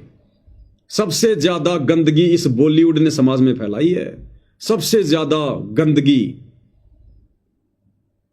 ये नग्नपना, बेहया, बेशर्मी, लड़का लड़की का भाग जाना, छोटे बड़े की कोई इज्जत नहीं, ये पहनावा, खान पान, दिखावा, ये सब इस बॉलीवुड की देन है। ये सब काल के एजेंट है जितने भी हैं, छोटे से बड़ा। अब क्या बीत रही है उस भाई के साथ? हॉस्पिटल में पड़ा है बंबई में, अंतिम सांसें गिन रहा है वो धर्मेंद्र, जिसने पूरी जिंदगी लोगों की सांसें बर्बाद की। बना बना के 3-3 घंटे की फिल्में, उनमें बकवाद, प्यार प्रेम की बातें, विषय वासनाओं की बातें, लड़ाई झगड़े, मार पिटाई। क्या शिक्षा दिया समाज को? खुद का जीवन बर्बाद कर गया और पीछे पीछे पूरी दुनिया की सांसें बर्बाद कर गया। एक एक सांस की कीमत है। परमात्मा कहते, कहता हूं कहीं जात हूं, कहूं बजाकर ढोल। एक सांस भी जो बिना नाम के खाली जात है, वो 3 लोक का मोल। इतनी कीमत है इन सांसों की। और हम लोग उनकी फिल्मों के चक्करों में हजारों सांसें बर्बाद कर देते हैं 3 घंटे में, सिनेमा हॉल में बैठकर, टीवी के आगे बैठकर। तो खुद वो भाई पाप कर्मों की मालगाड़ी भर के ले जाएगा, पाप कर्मों की मालगाड़ी सीधा 84 लाख योनियों में ठोकेगा काल। शुभ कर्म तो कोई किया नहीं उन्होंने। क्या शुभ कर्म करते हैं ये फिल्म स्टार, सिवाय बकवादों के? इनके खुद के अंदर कितनी विषय वासना, कितने विकार भरे होते हैं। पूरी जिंदगी ये क्या करते हैं ये? अब सीधा नरक में ठोकता काल फिर इन लोगों को, सीधा नरक में। और फिर अगला जन्म 84 लाख योनियों में गधे कुत्ते सुअर। ये नियम है यहाँ का। ये क्रिकेट वाले ये क्या करते हैं? ये काल के भेजे गए दूत सारे के सारे। इसलिए गुरुदेव भगवान फिल्में देखने के लिए मना करते हैं, मैच वगैरह देखने के लिए मना करते हैं। मार दिया छक्का, मार दिया चौका, अरे हमें क्या मिल गया उसके चौके छक्के से? अरे हमारा देश जीत गया, अगली बार वो देश हार जाता, फिर अब करो आत्महत्या सारे के सारे, तुम्हारा देश हार गया। ये काल ऐसे हमारा समय बर्बाद करवाता है, पैसा बर्बाद करवा रहा है। 2 कोटी के जीवों को काल ने हीरो बना दिया है। मैं उसका फैन हूं, माता पिता का फैन कोई नहीं है। वो फला फला मेरा हीरो है। अरे माँ बाप जिसने जन्म दिया, पढ़ाया लिखाया, तुम्हारे लिए गधे और बैल की तरह वो पूरी जिंदगी कमाते रहे, वो हमारे हीरो नहीं है। तो काल ने ऐसे सबकी बुद्धि फेर रखी है। इसलिए परमात्मा कहते हैं, नादानो अंत में देख लो तुम्हारे हीरो के साथ में क्या हो रहा है। श्वास भी अटक अटक के ले रहा है हॉस्पिटल में, यम के दूत गला दबा के बैठे हैं, शरीर भी नहीं छोड़ पा रहा ढंग से। परमात्मा कहते हैं, संसार में सबसे बड़ी 2 ही आपत्ति है, सबसे बड़ा कष्ट जीव को 2 ही होता है, मृत्यु और ये बुढ़ापा। तो सोचो हमारे हीरो के साथ में ये बन रही है। उन हीरो के पीछे उनके फैन बनकर घूमने वाले हम जैसे लोगों का क्या होगा? अगर सतगुरु की शरण में आकर सत भक्ति नहीं की तो, इन भगवादों को नहीं छोड़ा तो। इसलिए परमात्मा कहते हैं, तेरी जाए उमरिया बीती, सतगुरु से कर ले प्रीति। तेरी जाए उमरिया बीती, सतगुरु से कर ले प्रीति।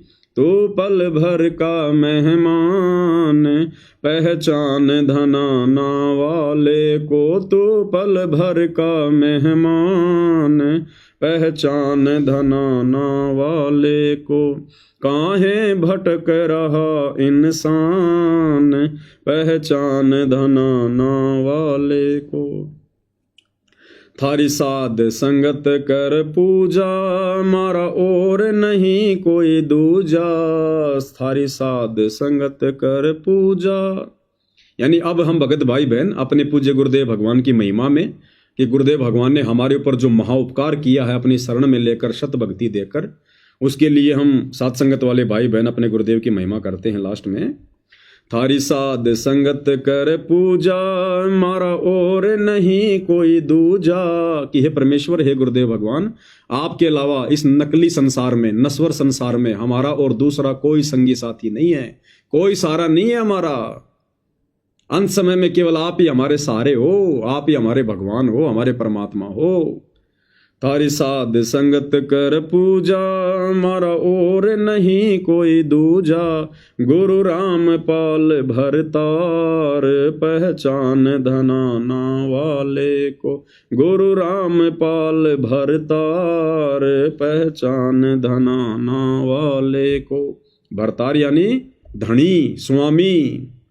काहे भटक रहा इंसान, पहचान धनाना वाले को। पहचान धनाना वाले को, गुरुदेव धनाना वाले को। पहचान धनाना वाले को, गुरुदेव धनाना वाले को। काहे भटक रहा इंसान, पहचान धनाना वाले को। काहे भटक रहा इंसान, पहचान धनाना वाले को।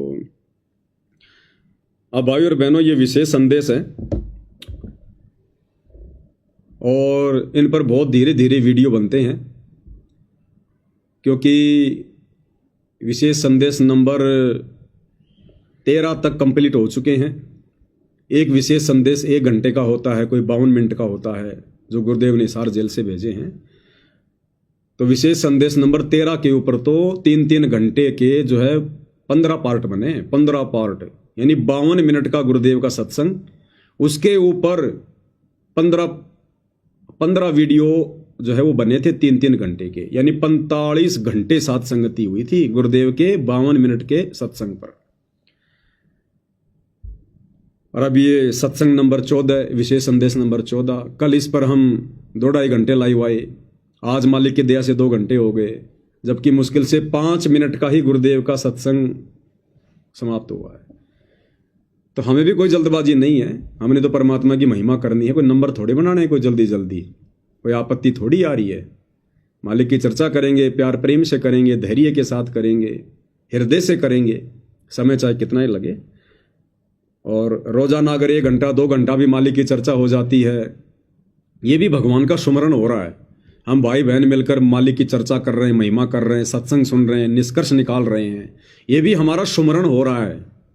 ये भी एक परमात्मा का जो है वो सत्संग ही है। परमात्मा की याद जो है वो तरोताज़ा हो रही है, मालिक की महिमा हो रही है। ये भी भक्ति का एक अंग है, एक पार्ट है। क्योंकि गुरुदेव कहते हैं, साध संगत हरि भक्ति बिन कोई न उतरे पार, निर्मल आदि अनादि है गंदा सब संसार। तो साध संगति भी भक्ति का एक पार्ट है। और यदि हमने निष्पक्ष होकर, राग द्वेष को छोड़कर, यदि हमने कुछ सार ग्रहण किया, ये नहीं सोचना कि यार ये भगत होके क्यों इतना बोल रहा है, ये भगत होके क्या ज्ञान छांट रहा है, ये तो होती है मूर्खों की बात, अज्ञानियों की बात है। अरे सोशल मीडिया पर भगत भाई बहन सारा दिन 2, 4, 5 घंटे अपने बर्बाद कर रहे हैं। वहां कौन सा तुम्हारा गुरु भाई ज्ञान दे रहा है? या तो कोई सीरियल देखते हो, या फालतू के लोगों के वीडियो देख रहे हो, शराब पीने वालों के, मांस खाने वालों के, दुनियादारी वालों के, और कोई वीडियो देख रहे हो। तुम्हें वहां क्या मिल रहा है भाई? 5-5 घंटे, 4-4 घंटे। और यहाँ तुम्हारा भगत भाई अगर तुम्हारे गुरु से संबंधित कोई बात बता रहा है तो तुम्हारे मिर्ची लग रही है। क्योंकि काल नहीं चाहता कि तुम थोड़ा बहुत सच्चाई से परिचित हो जाओ, तुम्हारे पुण्य बन जाएं, सतगुरु की महिमा में तुम्हारा भी हिस्सा हो जाए। काल नहीं चाहता। इसलिए जो समझदार आत्मा होती है वो तो अपना ध्यान लगा के सुनती है, मालिक की महिमा का आनंद लेती है। अरे पहले भाई हम लोग जब इस नाम से परिचित नहीं थे, सतगुरु की शरण में नहीं थे, तो गांव में कोई जागरण होता था, कोई कीर्तन होता था, कोई राम कथा होती थी, और सारा दिन वो नशेड़ी लोग ढोलक पेटी लेकर रामायण बोलते रहते थे। वहां रामचंद्र जी आ रहे थे क्या रामायण करने? हनुमान जी की कथा में हनुमान जी आते हैं क्या वो कथा करने के लिए? आप और हमारे जैसे ही वो नशेड़ी व्यक्ति उस समय तो बन गया भगत, और बाकी वो दारू के ठेके, शराब पीता है, बीड़ी पीता है। बीड़ी तो इन राम कथाओं में यहाँ पे प्रसाद के रूप में चलती है। तो जब उनके मुंह से पूरी पूरी रात हम वो सुनते रहते थे, जिसके सुनने से कोई लाभ भी नहीं मिलना था, उन कथाओं के सुनने से हमारे को कोई पुण्य भी नहीं मिलना था, तो आज तो सच्चे भगवान की महिमा और उनके भगत कर रहे हैं, तो पुण्य पुण्य है, फायदा ही फायदा है। लेकिन काल उन आत्माओं को नहीं सुनने देगा जो आत्माएं अभी काल प्रेरित हैं, काल का जिनके ऊपर पहरा है, जो पूर्णतया सतगुरु की शरण में नहीं आ पाए हैं। यानी नाम लेकर भी जो ज्ञान से अच्छे से परिचित नहीं होगा वो सतगुरु की शरण में नहीं माना जाता है। तो भाई और बहनों, ये तो देखो सबके अपने अपने विचार हैं, ये तो चलते रहेंगे। आप और हमने क्या करना है उस पर हमने ध्यान देना है। तो पूज्य गुरुदेव भगवान के आशीर्वाद से आज की साथ संगति में केवल इतना ही। गुरुदेव हम सबका मार्गदर्शन करें, हमें सुसंगति से जोड़े रखें, हमें आशीर्वाद दें। बंदी छोड़ सतगुरु रामपाल जी परमेश्वर जी की जय हो।